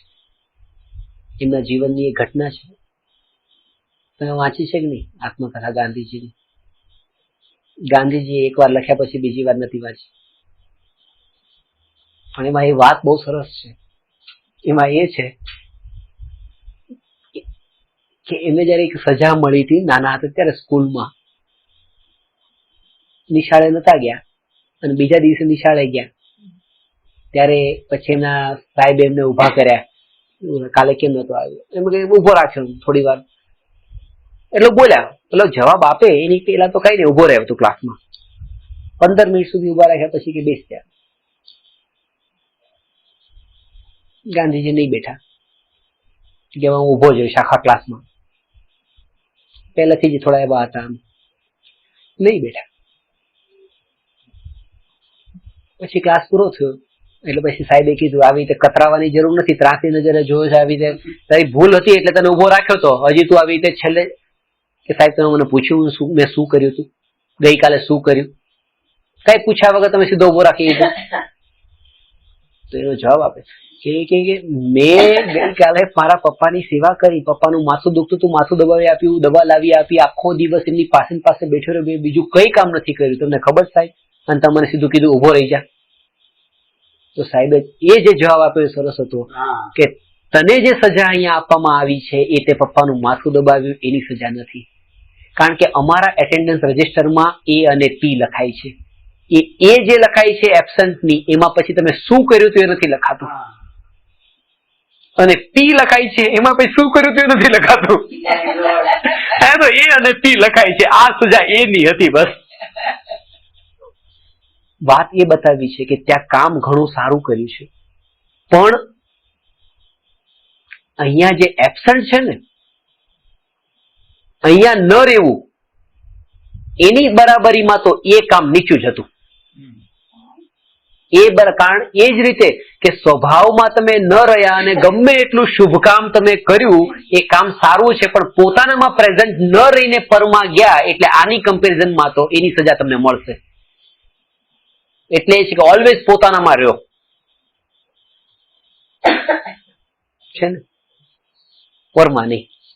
ખરેખર તો પોતાનામાં જ છો એટલે શ્રદ્ધાથી સાહેબે કીધું હું તને માફ કરી દે કે ચલ ઠીક છે, પણ પ્રકૃતિ તને માફ ન કરે. પ્રકૃતિ માફ ન કરે એટલે કે ગઈકાલે જે આ બાકી વિદ્યાર્થીઓને જે મેં પાઠ ભણાવ્યો એ પાઠ હવે તને કોણ ભણાવશે? ચાલ, એ તો છૂટી ગયો ને, ચાલ ઉભો ન રાખે, પણ એ તો નુકસાન જ છે ને. બસ આ ગુરુ એ જ કહે છે કે ભલે તમે જયારે આત્મામાં લીન નથી અને પરમાં ગયા, શુભભાવમાં ગયા, હું તમને કઈ ન કહું, પણ પ્રકૃતિ તમને માફ નહીં કરે. પ્રકૃતિ બંધ તો થવાનો છે, જ્ઞાનાવરણી, દર્શનાવરણી, કારણ કે સ્વભાવમાં નથી એની સજા તો ભોગવવી પડશે. એટલે અહીંયા કહે છે કે આ પર અને સ્વ વચ્ચેનો ભેદ બહુ જરૂરી છે. આખા જગતને એક અભેદ જાણો અને પર જાણો. આમાં બધું આવી જશે. કોણ ક્યારે મોક્ષે ગયું, કોણ ક્યારે મોક્ષે જશે, કોણ ધર્મમાં લાગ્યું, કોણ ધર્મમાં નથી લાગ્યું, કોનો વેપાર ધંધો સારો ચાલે છે, કોનો નથી ચાલતો, કોણ મારા નજીકના, કોણ મારા દૂરના, બધા ભેદ નીકળી જશે. બધું પર એ તે હું બોલવા માટે બોલું છું. પછી આ બધું પર એ પણ નથી, ત્યાં સ્વચ્છ છે. પછી કારણ કે આ પર એ પણ પાછું આના જેવું જ છે કે પપ્પાની સેવા કરીને એના જેવું કામ છે કે આ તો બહુ સારું કર્યું ને, મેં બધાને પર કીધું, પણ બધાને પર કીધું એ ટાઈમે પોતાનો અનુભવ ન કર્યો.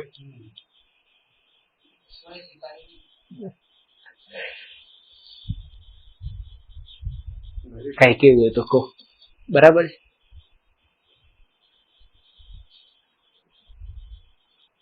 હવે આગળ છે આ શ્રદ્ધા અને ચારિત્રમાં આમાં ઉપમા આપે છે. શ્રદ્ધાને છેલ્લે જે કીધું ને, જો સમ્યક દર્શન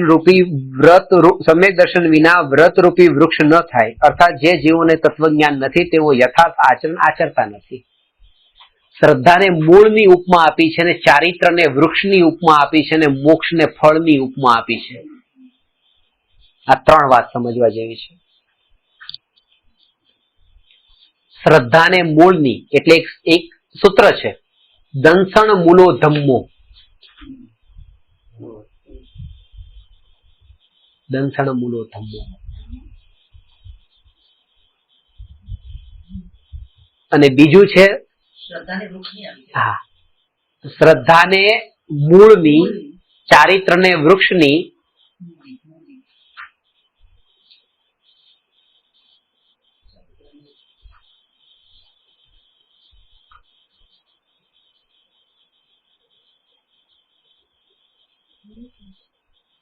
શ્રદ્ધાને મૂળની, ચારિત્રને વૃક્ષની, અને ફળને મોક્ષને ફળની.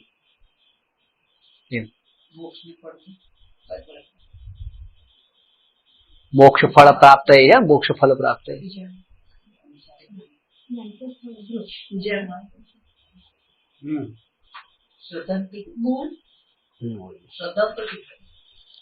મૂળ છે. રૂટ મૂળ વૃક્ષ રૂટ શ્રદ્ધા. Route route route. રૂટ શ્રદ્ધા. એટલે ના સમજાય ને.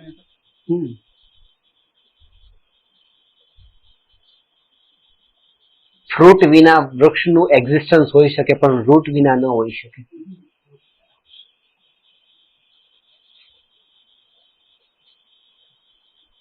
મુનિને મોક્ષ વિનાના મુનિ હોઈ શકે પણ સમ્યક દર્શન વિનાના મુનિ ન હોઈ શકે. હા.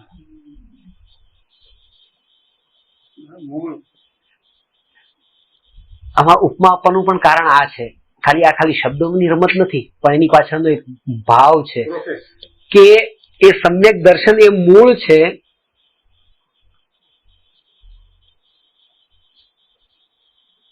દંથણ મૂળો ધમ્મો. સમ્યક દર્શન એ ધર્મનું મૂળ છે.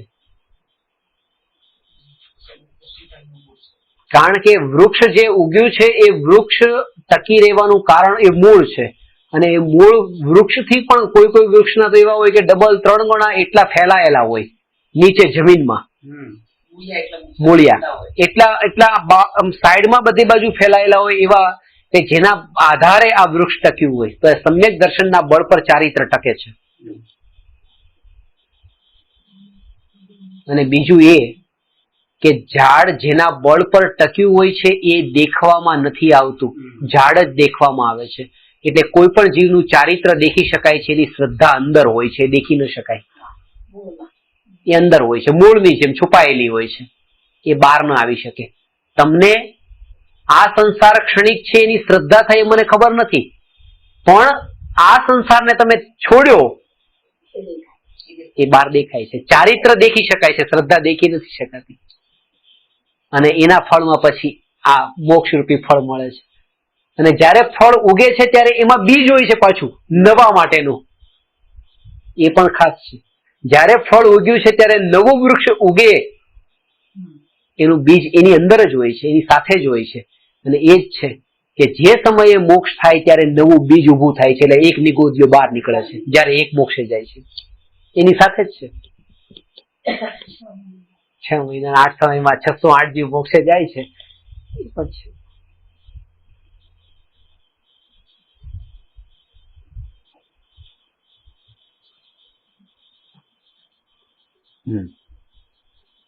હવે આગળ કહે છે એ જ અહીં વિશેષ દર્શાવીએ છે. 608 જીવ મોક્ષે જાય. 6 મહિનાના 8 સમય. એ 8 સમયની વેલ્યુ હશે ત્યારે જ કીધું હશે ને. કારણ કે 808 જીવ મોક્ષે જાય. 12 મહિના 16 મહિના 816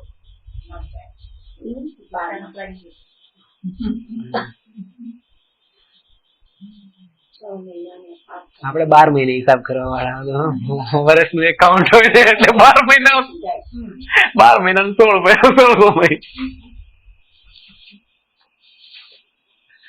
એટલે અર્જુનને 16 સમયમાં ડબલ જઈ શકે.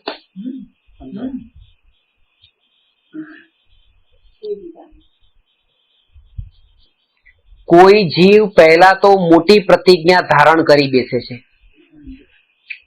એ છે ને, કોઈ જીવ પહેલા તો મોટી પ્રતિજ્ઞા ધારણ કરી બેસે છે પણ અંતરંગમાં વિષય કશાય વાસના મટી નથી, તેથી જેમ તેમ કરી પ્રતિજ્ઞા પૂર્ણ કરવા ઈચ્છે છે. હા, અણસમજથી જે થતું હોય ને એના કારણે. હવે લેવાય તો ગયું, હવે શું કરે? હવે પાળે છે. છોડવાની હિંમત નથી ચાલતી, કારણ કે છોડે તો માન કશાય ઘવાય કે અરે આવું કામ છોડી દીધું, આવા વ્રતાદી છોડી દીધા. એટલે માન છૂટ્યું નથી અને આ પળાતું નથી, ત્યારે શું કરે? બસ એ જેમ બને એમ સમય કાઢે છે, પછી ચાલવા દે.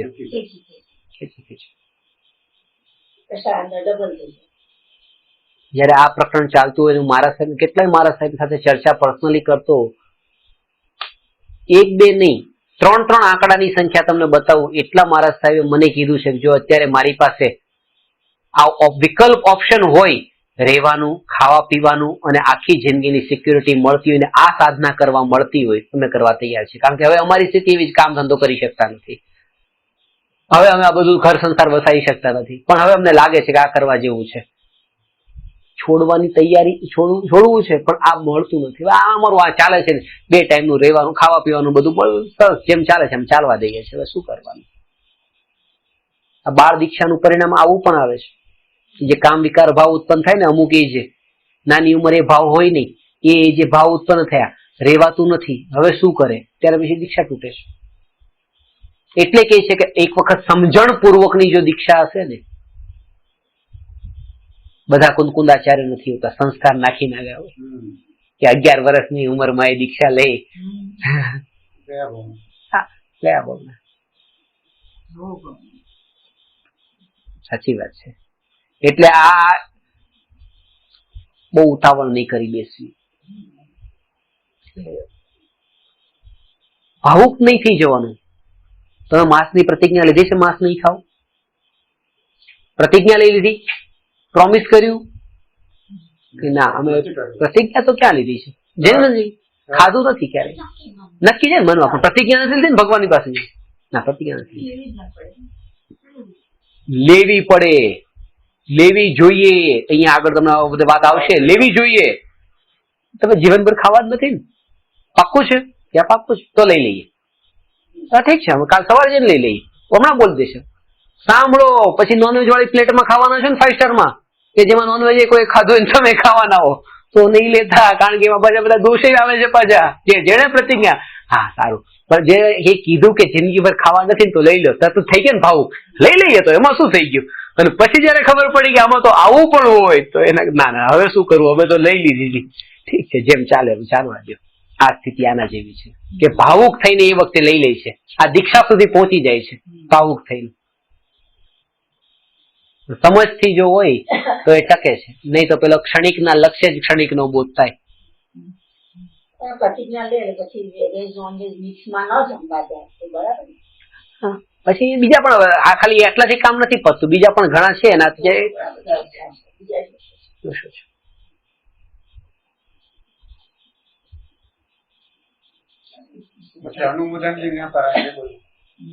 અનુમોદના પણ ઇનડાયરેક્ટલી બધું છે. હા, તમે ન ગયા પણ કોઈના લગ્ન એ માંસાહારમાં નહીં આવે. હા, અત્યારનું જે દૂધ છે એને માંસાહારમાં કહો તો પછી વાંધો નથી. બાકી દૂધ વસ્તુથી અપેક્ષા એ દૂધ એ માંસાહાર નથી. બસ, પણ અત્યારે જે આપ મળે છે એ બધું એમાં સમજવાનું. કારણ કે એક પ્રવચનમાં એક पंडित जी कहता था, नाम नहीं लेता, दूध मांसाहार नहीं है क्योंकि तीर्थंकरों ने भी अपनी माँ का दूध पिया था. अरे पिया था मगर बकरी का नहीं पिया था, दूध की थैली का नहीं पिया था. हम दूध की थैली का पीते जिसमें ये एक 1.5 મિનિટમાં 90 સેકન્ડ્સમાં ગાયના આચરણમાંથી બધું દૂધ નીકળી જાય એવું મશીન આવે છે. 90 સેકન્ડમાં. અને છેલ્લે પછી બ્લડનું ટીપું પડે એટલે બંધ કરી દે મશીન. ગાયની નોર્મલ લાઈફ 23 થી 25 વર્ષની હોય છે. 7 થી 10 વર્ષમાં ગાય મરી જાય. હવે દૂધની થેલીમાં એક ટીપું આખું મોટું ભગોળું ભરેલું પડ્યું હોય એમાં એક ટીપું લોહીનું મળી જાય, આપણને શું ખબર પડે? ગામમાં 2 વસ્તુ, એક ભરવાડ ને ત્યાં અમારે ત્યાં દૂધ વેચે છે, એ કે અમારા દેવીની એવી માન્યતા છે કે દેવીએ કીધું છે પાણી નાખવાનું, તેમાં પાણી વાળું આપશું, લેવું હોય તો લો. એ તો આપે ને, અમે લોકો એ પસંદ કરીએ પાણી વાળું, થેલીનું નહીં. કારણ કે એમાં પાણી જ છે ને, ચલો બાળીને ચલો અડધું થઈ જશે, બીજું તો ગાયને નથી નાખ્યું ને. પેલામાં તો પાવડર હશે, ગ્રોય હશે, કઈ કઈ વસ્તુ નાખી લેશે, શું ખબર.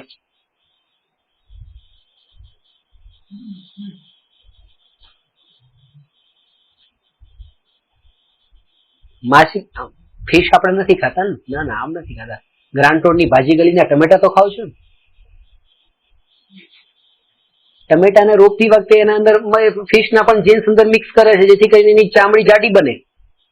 જાડી બને તો જે 7 દિવસ ટમેટા ટકે 15 દિવસ ટકે, 15 દિવસ ટકે તો એનું ખરાબ ના થાય તો એનું વેચાણ પણ એટલું વધે, પૈસો એટલો વેસ્ટ ન જાય એનું. તો આ કરવાથી આપણે ઇનડાયરેક્ટલી એ રીતે ખાઈ તો લઈએ જ છીએ. આપણે માની અમે ટમેટા ખાધા, બીજું કઈ ખાધું જ નથી, અમે તો વેજ છીએ, પ્યોર વેજ છીએ. આ કાળમાં આવું બધું થાય. આમાં એક જ વસ્તુ છે કે તમે જેટલા આ ક્રિયા ઉપર જોર ન આપીને ભાવ ઉપર જોર આપો. બસ એક આ કાળમાં એ થઈ શકે એમ છે. અને એ જ થઈ શકે છે. પેલું તો મિનિમાઇઝ કરો ને જોર પાછું એમાં મિનિમાઇઝ કરીને પાછું એના ઉપર નહીં આપો, જોર પોતાના ઉપર.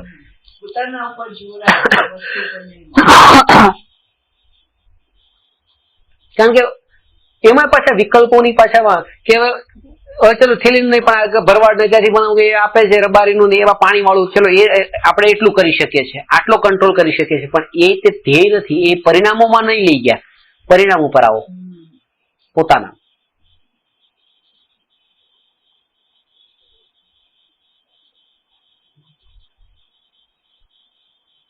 એટલા માટે કીધું છે 5 પાપ ભરપૂર કરતો હોય તો પણ સમ્યક દર્શનને બાધા નથી. 5 પાપ ભરપૂર કરે તો પણ સમ્યક દર્શનને બાધા નથી. પણ મિથ્યાત્વ પુણ્યને ધર્મ માને અને ન્યાયક પર દ્રષ્ટિ ન રાખે તો એ અધર્મ છે. એ સમ્યક દર્શનમાં એને બાધક છે. ન્યાયક પર દ્રષ્ટિ ન હોવી એ સમ્યક દર્શનમાં બાધક છે.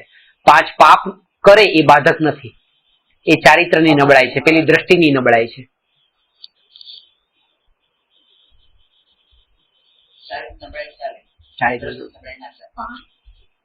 બે વસ્તુ છે.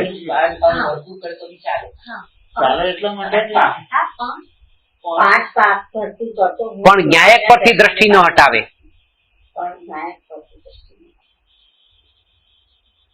બે વસ્તુ છે એના પાછળ. એક આપણી આંખ છે ને એક આપણો પડછાયો છે, એક દ્રષ્ટિ છે.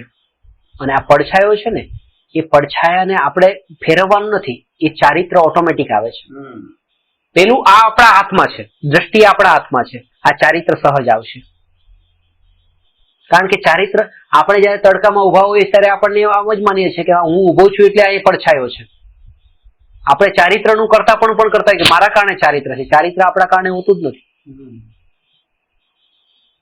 આપણે ઉભા છીએ એટલે પડછાયો છે. આપણે જ્યાં જ્યાં જઈએ ત્યાં પડછાયો જાય છે એટલે આપણા કારણે જાય છે. પડછાયાનું કારણ આપણે છીએ જ નહીં, પડછાયાનું કારણ સૂરજ છે. આપણા કારણે કે એમાં પર છે, એમાં હું નથી ક્યાંય પણ. આ ચારિત્ર જે છે એમાં પર પણ હોય છે કે આ શરીર ટોડરમલજી કીધું ને કે શરીર એવું સાથ આપે તો આ અણુવ્રત મહાવ્રત એ પાળે, એમાં પર કારણ આવે છે. દ્રષ્ટિમાં પરનું કારણ પણ નથી, એ પોતાના પર છે. જે સ્વાધીન છે, જે પર નિરપેક્ષ છે, એવો જે દ્રષ્ટિનો ધર્મ છે એને છોડીને જેમાં પરની ઘણી સાપેક્ષતાઓ છે, પરની અપેક્ષાઓ છે, એવા ધર્મને જીવ પસંદ કરવા જાય છે. એટલા માટે ના તો ઘરનો રહે છે ના ઘાટનો રહે છે.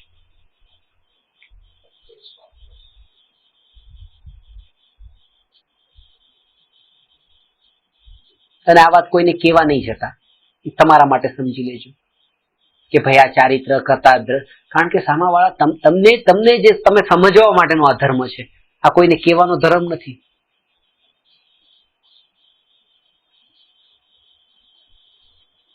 કે તમે ચારિત્ર વાળો માર્ગ છોડીને તમે આ દર્શન વાળા માર્ગમાં આવો, આ માર્ગથી તમારો મોક્ષ નથી, આ માર્ગથી મોક્ષ છે. ગાઢ સંસ્કાર દ્રઢ થઈ ગયા હોય ને બહુ મુશ્કેલ છે.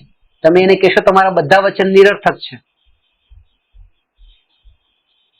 આ તો જે જાગ્યો ને કે ખરેખર દર્શન એ જ ધર્મ છે, ચારિત્ર એ ધર્મ નથી, એ જાગી ગયો, સમજી ગયો, એ બીજાને કહેવા નહીં જાય. હવે પોતાનામાં આવશે કે હું આ કરી લઉં, બીજાને કહેવા જવામાં આવે તો ટાઈમ બગાડું છું પાછો.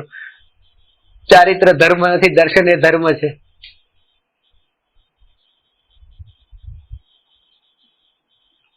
તો આ પ્રતિજ્ઞામાં સંબંધી પહેલી વાત કરી કે કોઈ જીવ પહેલા તો મોટી પ્રતિજ્ઞા ધારણ કરી બેસે છે, પણ અંતરંગમાં વિષય કશાય વાસના મટી નથી. તેથી જેમ તેમ પ્રતિજ્ઞા પૂર્ણ કરવા ઈચ્છે છે.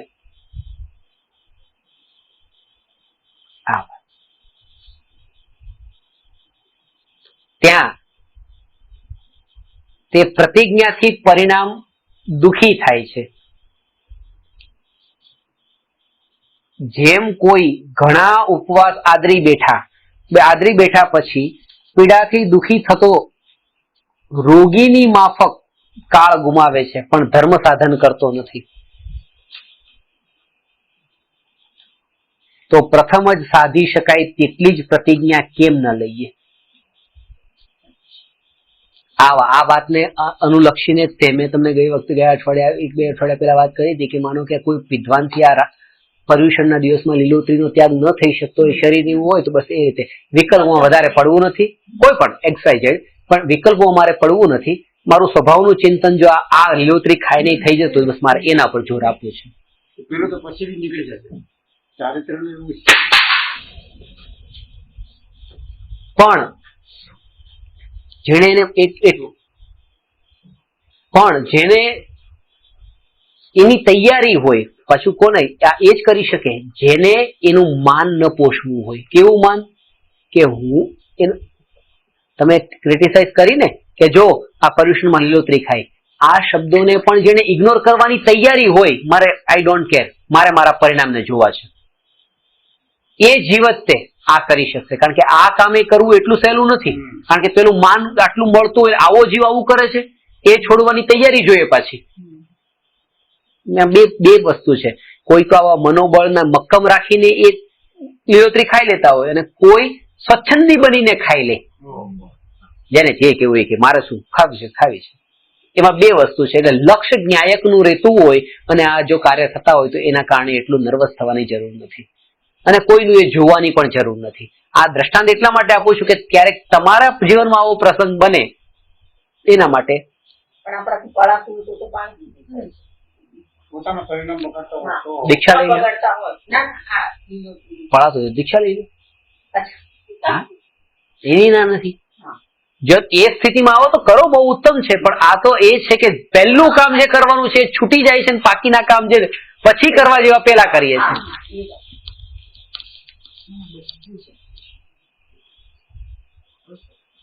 આ ઊંધેથી શરૂઆત જે થાય છે ને, જે તપસ્યા કરે, દીક્ષા લઈ લીધી છે, ઉપાશ્રયમાં દેરાસરમાં છે, એટલે પછી મારા પર ફોન આવ્યો તમે આવો ભણાવવા માટે. એટલે એમ કે અમે દીક્ષા 30 વર્ષ પહેલા લઈ હતી, હવે અમને આ જ્ઞાન આપો. કે શું કામ જ્ઞાન જોતું છે?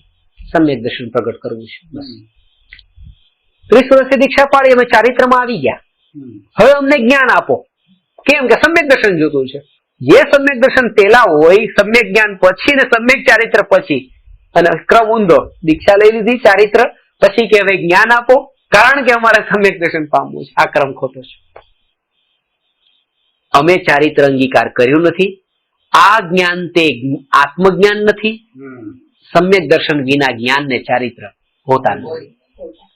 બાળ તપ ને બાળ વ્રત કીધા, એ વ્રત સાધુપણું એ બધું. સમ્યક દર્શન વિનાનું સાધુપણું પણ બાળ વ્રત બાળ તપમાં આવ્યું. એટલે બાળકોના ન હોય, એ હોય મોટી ઉંમરના જ પાછા, એને બાળક નહીં સમજતા પાછા. પણ કેમ બાળક જે છે એ કરે, પણ એ સમજ નથી કે આ શા માટે કરું છું. એ કરવા માટે કરતો, એવી ત્યાં કરવા માટે કરે.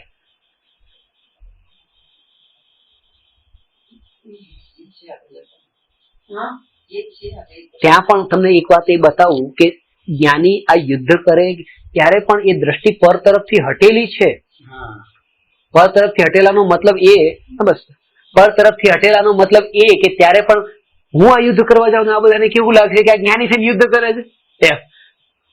મારે કઈ મતલબ નથી, જેને જે કેવું કે આ વિકલ્પ સરળ થતું આ બધામાં પડે નહીં એ પાછા. કારણ કે નેચરલ ભાવો એવા આવતા હોય ને આ થતું હોય. જોર ન્યાયક ઉપર હોવાથી જ આ લડાઈ લડાઈ જાય છે. ખરેખર તમને કહું તો ન્યાયક ઉપરનું જોર એટલું છે ને આ વિષય, આ પરિણામો એટલું જોર નથી આપ્યું, એટલા માટે જેમ ઉદય અનુસાર થાય છે એમ થઈ જાય છે.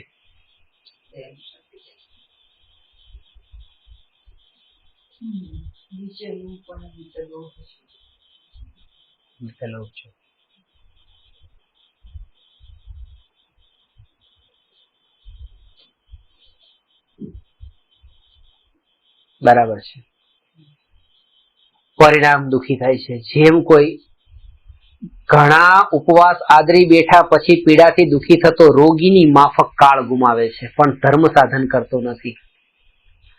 તો પ્રથમ જ સાધી શકાય તેટલી જ પ્રતિજ્ઞા કેમ ન લઈએ? દુઃખી થવામાં તો આર્ત ધ્યાન થાય અને તેનું ફળ ભલું ક્યાંથી આવશે? અથવા એ પ્રતિજ્ઞાનું દુઃખ ન સહન થાય ત્યારે એની અવેજીમાં બદલામાં વિષય પોષવા અર્થે તે અન્ય ઉપાય કરે છે.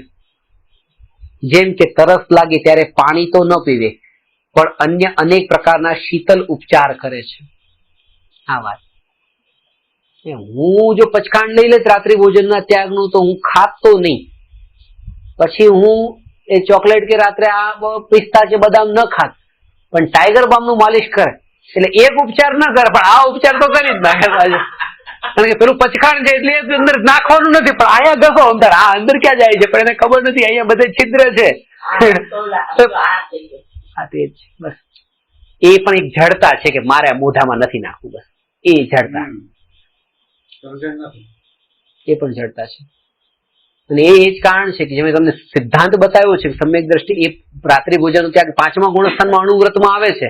રાત્રિ ભોજન ત્યાગની પ્રતિમા 4થા ગુણસ્થાનમાં એ પણ નથી, કારણ કે 4થા ગુણસ્થાનમાં જોર એકલું દ્રષ્ટિ ઉપર છે. દ્રષ્ટિ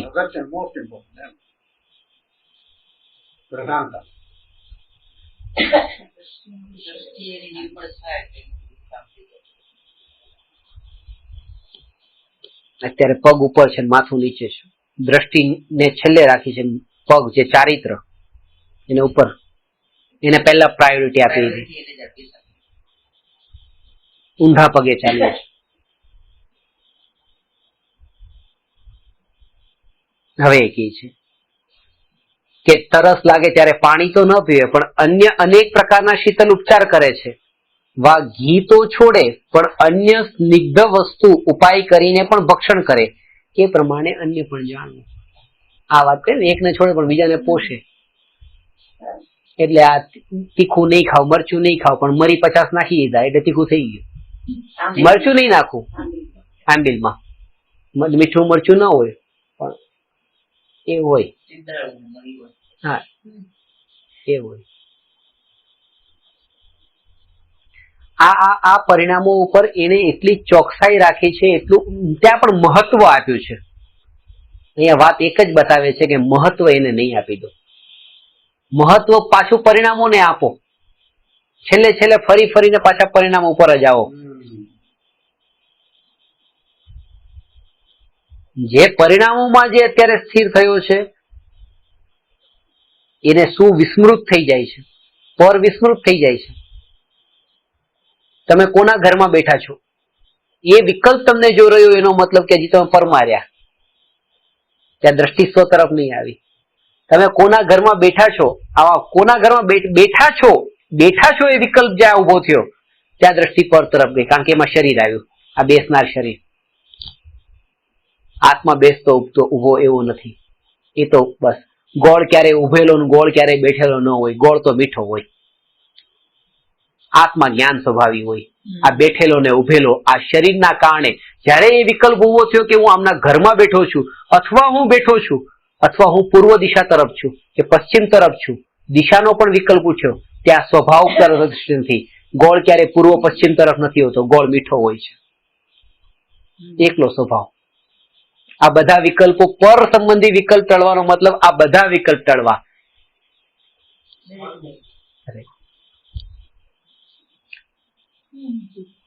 હવે જો પરિસહ સહ્યા જતા નથી, આ સાધુ અવસ્થાની વાત કરે છે દ્રવ્યલિંગી. હવે જો પરિસહ સહ્યા જતા નથી તથા વિષય વાસના છૂટી નથી તો એવી પ્રતિજ્ઞા શા માટે કરી કે સુગમ વિષય છોડી વિષમ વિષયના ઉપાય કરવા પડે એવું કાર્ય શા માટે કરો છો? ત્યાં તો ઉલટો રાગ ભાવ તીવ્ર થાય છે.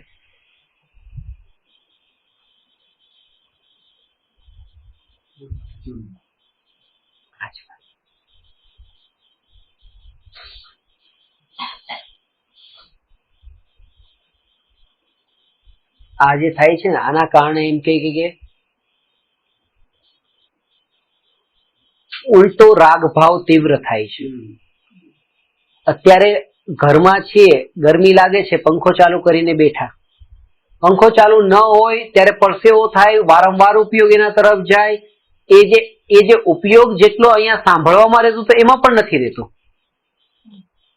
ઉલટો કશાય વધી જાય છે. એટલે કે છે કે આ ચારિત્ર પ્રાપ્ત કરવાનો જે પહેલા પ્રયાસ કરે છે એને એ નથી કરી શકતો સહન. કેમ નથી કરી શકતો? કારણ કે એ જે કઈ પણ છે એનો સ્વીકાર કરી લે. પરસેવો થાય પરસેવાનો સ્વીકાર કરી લે. અહીંયા બેસો ને સાંભળવા માટે, પરસેવો થાય થવા દેવાનો, સ્વીકાર કરવાનો. પણ સ્વીકાર જેના આશ્રય થાય છે એ તો જેને મળ્યું જ નથી. એટલે પેલા એને આત્મા મળે, દ્રષ્ટિ એટલે સમ્યક દર્શન પેલા થાય છે, આત્માનો આશ્રય મળી જાય છે, પછી એને આ પરસેવો એને લાગતો નથી, પછી ચારિત્ર સહજ પડાય છે. કારણ કે કોના બળે પાળે છે? આ જ્ઞાયકના બળે.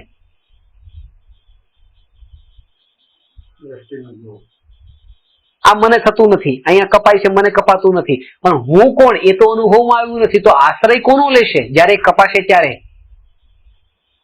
એમાંથી છૂટો પડીને કોનામાં લીન થશે? જો એમાં લીન નહીં થાય તો આમાંના માટે છે, તો પાછો દુઃખીનું દુઃખી રહેશે. એટલે કે છે જેટલું પણ ચારિત્ર એ પાળે છે એ દર્શન, સમ્યક દર્શનના બળ પર પામે છે, પાળે છે ચારિત્ર. જેટલું પણ એ તો એ જ રીતે હોય છે ને. એક શ્રદ્ધા થઈ, શ્રદ્ધાના બળ ઉપર જ તે પાળે છે.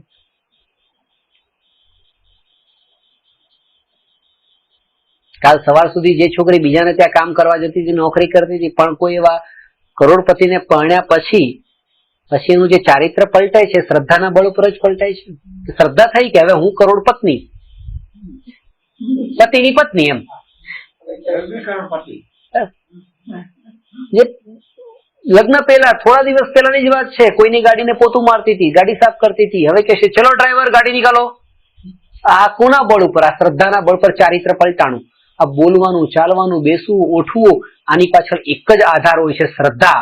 અને શ્રદ્ધા એટલે દ્રષ્ટિ, અને દ્રષ્ટિ એટલે દરેક સમયે પરથી નિરપેક્ષ થઈને પોતાને જ જોવું.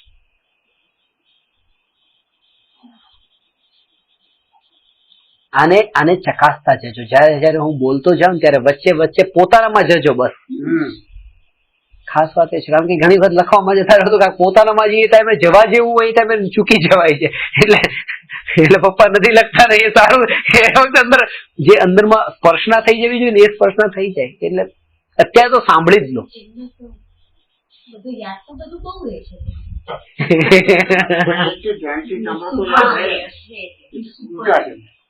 એમાં જાણવું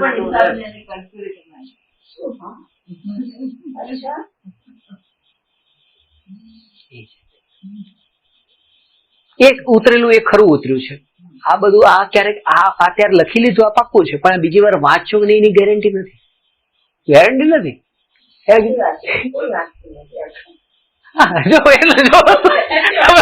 અડધા કીધા એટલે તમને નથી લીધા. આ અડધા કહી દીધા છે એટલે નો ઓબ્જેક્શન યોર ઓનર. આ પેલું થયું હતું ને, પેલું આ કીધું કે એક ડાયલોગ આવ્યો હતો કે ભારત દેશ 100 में से 80 बेईमान फिर भी मेरा देश महान. એવું હતું કે 80 કેમ કીધા, 100 કેમ નહીં કીધા? કારણ કે કોઈ ક્લેમ કરી શકે કે 100% કીધા એટલે 20% જે ક્લેમ કરે એને કેવા માટે કે તમે 20% વાળા છો, બારી ખુલ્લી રાખી. પણ આ વસ્તુ છે કે અંદરની સ્પર્શ ના થવી જોઈએ. એ ટાઈમે જો તમારું બોલવાનું પણ બંધ થઈ જતું હોય તો કોઈ પરવા નથી. અંદરની જો સ્પર્શનામાં એટલો લીન થતો હોય તો એ સમયે તમારું સાંભળવાનું બંધ થઈ જતું હોય તો કોઈ પરવા નથી. અંદર જેટલી અંશે જોડાણ જો થતું હોય સ્વભાવ સાથેનું તો એ કરો. કારણ એ છે કારણ કે અમારા શબ્દો જે છે, શબ્દો તમને 2 કલાક પછી જેટલા સ્વભાવમાં નહીં લઈ જાય એના કરતા વધારે આ જે તમારી અંદરની અત્યારની સ્પર્શના જે થઈ ગઈ એ હજી તમને આગળ વધારે લઈ જશે. આ સ્પર્શના એ ખેંચીને લઈ જશે. અત્યારે જેટલી ઊંડી સ્પર્શના તમને અંદરમાં જે અસર થઈ એ અસર તમને પછી 2 કલાક પછી પાછી આ વિચારોમાં લઈ આવશે. પણ આ સાંભળેલું અથવા લખેલું એ 2 કલાક પછી લઈ આવે પણ ખરું, ન પણ લાવે, કઈ પણ હોઈ શકે. પણ આ વાત તમને નિયમથી લઈ આવશે. ના, હું હાઈ નથી પાડતો, ના નથી પાડતો, એ તમારું છે પોતાનું. જયારે હું તમને એમ કહું કે પરથી દ્રષ્ટિ હટાવો તો પછી પાછો એમાં પડું તો પાછો લખવાનું નહીં, allowed તમે અમારું જ્યારે એવું ત્યારે આ જ વાત છે. મને આ એ જ છે કે આ કહેવા વાળાની અપેક્ષા એ પણ એ વાત હું તમને કહું ને, આપણે બેઠા છીએ મારી શ્રદ્ધાને દ્રઢ કરવા માટે આ વાતને હું બોલું છું, મારા પરિણામ સારા રાખવા માટે, મારા ઉપયોગને જોડી રહે છે, બસ એટલા માટે આ વાત બોલવામાં આવે છે. તમે સાંભળતા હશો, તમારામાં કેટલી પરિણમતી હશે, તમે માનતા હશો, એ મારે શું વિચાર છે, મારું શું પ્રયોજન છે? અને એટલા માટે જ કે જ્ઞાનીને એનાથી ફરક નથી પડતો કે 2 બેઠા છે, 200 બેઠા છે, 2000 બેઠા છે. ઘણી વાર એવું થાય, અજ્ઞાનીને એવું થાય 2 કરતા જો 200 આવી જાય તો થોડો અવાજ વધી જાય, 2000 માં હજી અવાજ વધી જાય, કારણ કે લક્ષ્ય પરનું જ હોય. જ્ઞાનીને તો ગુરુદેવનું પ્રવચન જો હજારો લોકો બેઠા હોય, એ જ ધારા, મારે શું, એ તો પોતાના અંતરને સ્પર્શતાની સાથે જ કહીશ. ગાંધી સ્વામી આ બધાને લખવા દેતા, allowed કરતા કે નહીં? અરે અહીંયા કે તો દ્રષ્ટિ કોણ ક્યાં છે, કોણ લખે છે ને કોણ નથી લખતું, કાંઈ નહીં, એક જ થાય. જરૂર નથી એ પર કીધું ને, પરથી દ્રષ્ટિ હટાવો, પાછું પરમાં પડવાનું. તમે શું કરો છો સભામાં?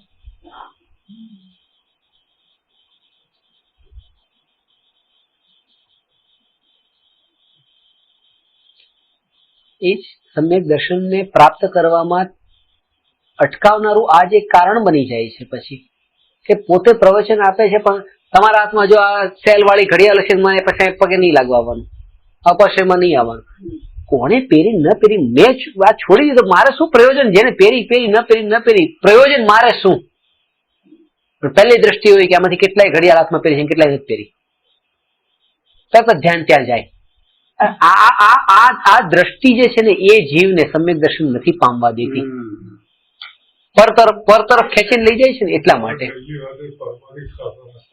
બસ આટલું કરતું, બસ એ જ છે. એ બધું એટલું ગૌણ હોય, એ બધી જ્યારે સ્વભાવમાં ન રહી શક્યો ત્યારે પછી એ પરમાં આવે ને લખે.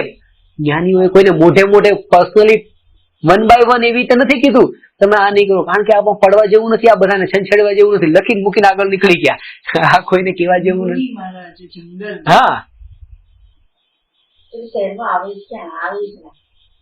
આવે એના બધા નિયમો છે, એ બધા અલગ છે. ગામમાં 3 દિવસ, નગરમાં 5 દિવસ, શહેરમાં 7 દિવસ, એ ચાતુર્માસ સિવાયના દિવસોમાં, એ બધા એવા નિયમો છે. પણ એના પણ કારણો છે, કયો કાળ કેવી, તે બધું એનો વિસ્તાર અલગ છે. વસ્તુ એક જ છે કે એ પરમાં પર્સનલી ઇન્ટરફિયર નથી કરતા, કોઈના પર્સનલમાં ઇન્ટરફિયર નહીં કરતા, કરી શકતો બી નથી. હું ઘણી લેડીઝ એમ કે ને કે અમે ગયા ફંક્શનમાં અમે આ સાડી પહેરી હતી, હવે આ ફંક્શનમાં અમે બીજી પહેરવાના છીએ. એટલે હું એમને પૂછવા આવી બધી વાતો કરતા કે તમે ફંક્શનમાં કઈ સાડી પહેરી હતી, સામાવાળાએ બધું યાદ રાખ્યું? કે હા, કે તમને ખબર નથી, બધું યાદ રાખે. અમુક લોકો તો બહુ યાદ રાખે. કેમ તમે આ ભ્રમ છે? કે ના, કે મને ખબર છે એમણે આ પહેરી હતી, એટલે કે અમે ખબર છે એટલે એની અમને આપણે આપણી દ્રષ્ટિથી જ બીજાને જોતા હોય કે મને બધાની ખબર રહે છે એટલે બધાને મારી ખબર રહેતી જ હશે એમ.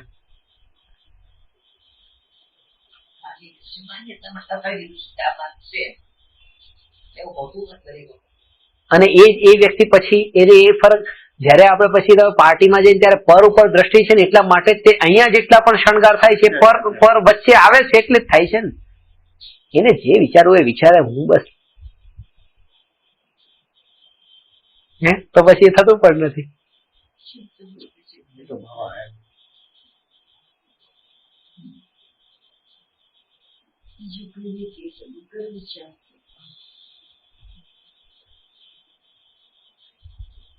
આ વાત મારા ગુરુદેવને કીધું કે તું અમારે બાવો થઈ ગયો તો કે તું બાવો જ છે.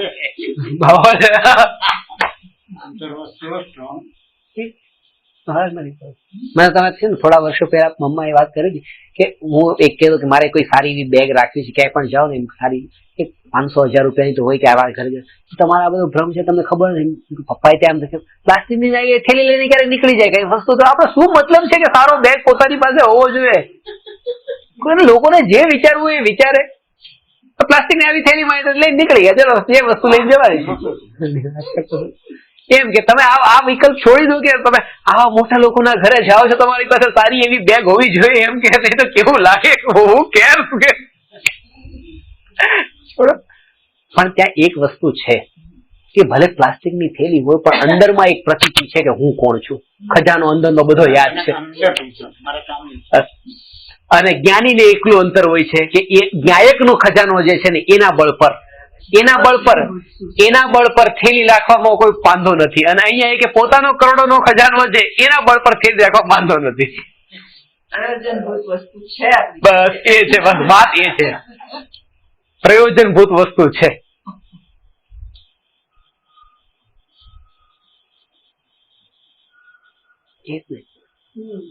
ઊંઘમાં પણ ભલે એમ સાદા કપડા પહેરીને ઊંઘતા હોય પણ ત્યારે અંદરની પ્રતીતિ એ જ બોલે છે ને. ઊંઘમાં પણ એ કહે છે હું આ છું, આ હું નથી,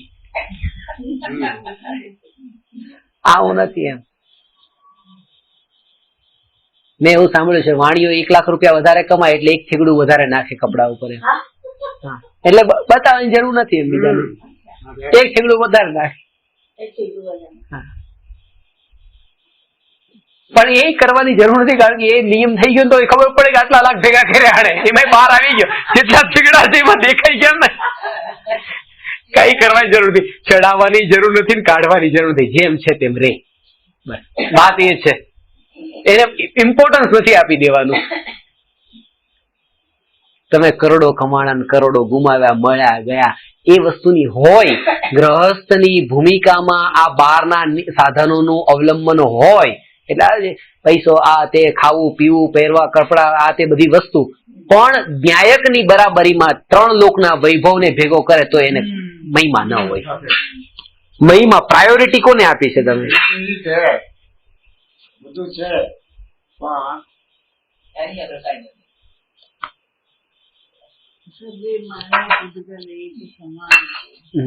સર્વે માન્યા પૂજગલ એક સમાન છે.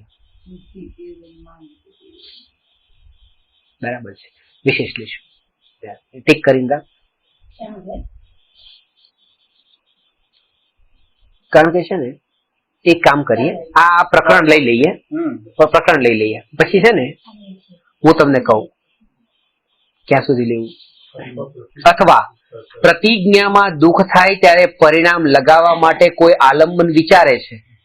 જેમ કોઈ ઉપવાસ કરી પછી ક્રીડા કરવા લાગે છે, કોઈ પાપી જુગારાદી કુવ્યસનમાં લાગે છે, તથા કોઈ સૂઈ રહેવા ઈચ્છે છે.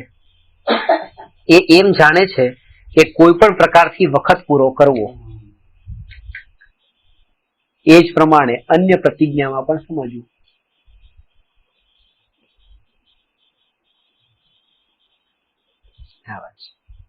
અથવા કોઈ પાપી એવા પણ છે કે પહેલા તો પ્રતિજ્ઞા કરે પણ પછી તેનાથી દુઃખી થાય ત્યારે તેને છોડી દે. પ્રતિજ્ઞા લેવી મૂકવી એ તેને ખેલ માત્ર છે, પણ પ્રતિજ્ઞા ભંગ કરવાનું તો મહાપાપ છે. એ કરતા તો પ્રતિજ્ઞા ન લેવી જ ભલી છે. આ વાક્ય આપણને ગમી છે, ન લેવી જ ભલી છે, નથી લેવી, જાઓ.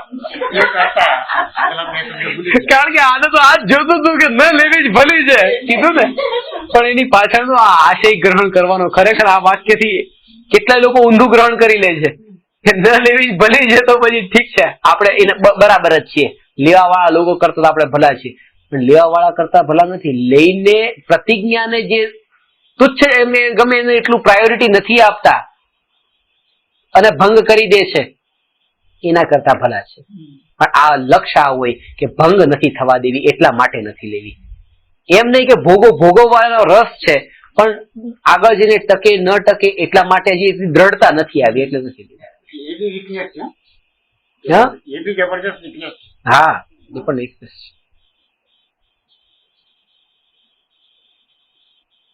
ખરેખર આ બધી પ્રતિજ્ઞાઓ પણ એમ ઓટોમેટિક અંતરની પરિણતિ નિર્મળ થતા સહજ આ કેવા પૂરતી હોય છે, કેવા પૂરતી હોય છે.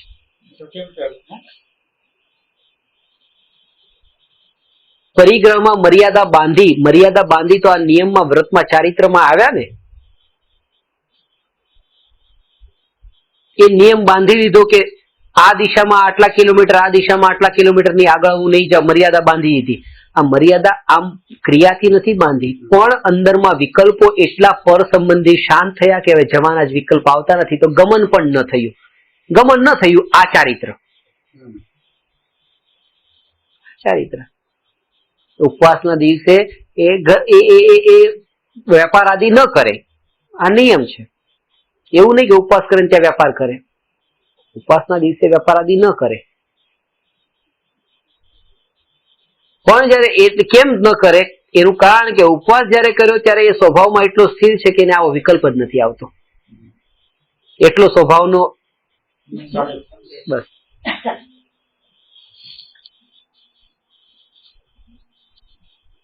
એ પ્રમાણે તો વિચાર સિવાય પ્રતિજ્ઞા કરે અને પાછળથી એવી દશા થાય.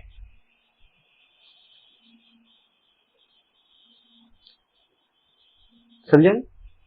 વિચાર સિવાય એ પ્રતિજ્ઞા કરે, પાછળથી સહજ પછી એવી દશા.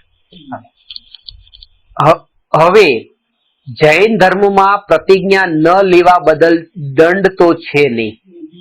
જૈન ધર્મમાં તો એવો ઉપદેશ છે કે પહેલા તત્વજ્ઞાની થાય, પછી જેનો ત્યાગ કરે તેના દોષ ઓળખે. ત્યાગ કરવાથી જે ગુણ થાય તેને જાણે અને પોતાના પરિણામોનો વિચાર કરે.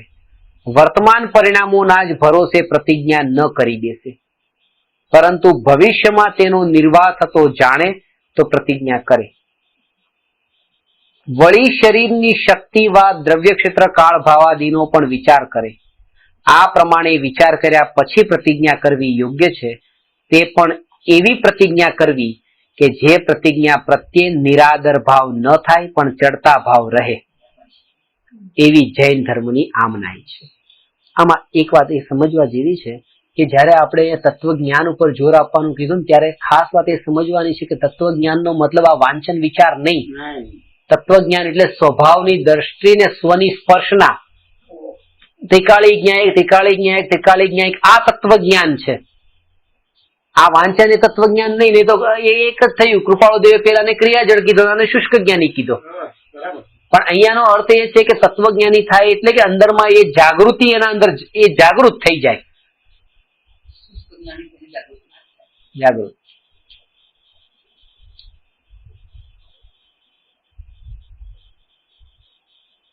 એટલે સ્વ તરફ દ્રષ્ટિ આવે ને પર તરફથી દ્રષ્ટિ હટે. આ તત્વજ્ઞાની, આ તત્વજ્ઞાન. અને એમાં પણ ખાસ કરીને પરમાં દ્રષ્ટિ હટે એટલે કે પાડોશી તરફથી દ્રષ્ટિ હટે એમ નહીં. એનું જે મોક્ષ થવાનો તો ત્યારે થાય, એનું જે થવાનું હોય ત્યારે થાય. એ બોલવું, એક માનવું બહુ સહેલું છે, એમાં અઘરું નથી, કારણ કે આપણે આમે એનાથી ફરક નતો પડતો. પણ હવે પોતાની પત્ની છે, પોતાના પતિ છે, પોતાનો છોકરો છે, પોતાના માતા પિતા છે, એનો મોક્ષ જયારે થવાનો છે ત્યારે મારે શું છે? આવી દ્રઢતા તમારી ભાષામાં, મારી ભાષામાં આવી કઠોરતા એ બહુ મુશ્કેલ છે. કારણ કે પેલું તો આપણને બહુ ફરક નથી પડતો. તમારો મોક્ષ જયારે થવો ત્યારે થાય, તમારું જે ગતિ થવાની છે મારે વિચાર નથી કરવો. પણ ક્યારેક જેના પ્રત્યે રાગ હોય છે ને એનો થોડો તો વિચાર આવી જાય છે, આ જીવ આ પાપમાં ન પડે. અને એને પર જાણીને એનાથી હટે એ આ સ્વભાવને પ્રાપ્ત થાય છે. કારણ કે એને પરને અભેદ જાણ્યું, સ્વને અભેદ જાણ્યું અને સ્વ પર વચ્ચે ભેદ જાણ્યો. આપણે બધા સ્વ પર વચ્ચે ભેદ જાણીને સ્વને અનુભવીએ એવી મંગળ ભાવના. નમો અરહંતાણમ નમો સિદ્ધાણમ નમો આયરિયાણમ નમો ઉવજ્જાયાણમ નમો લોય સવસાહુ.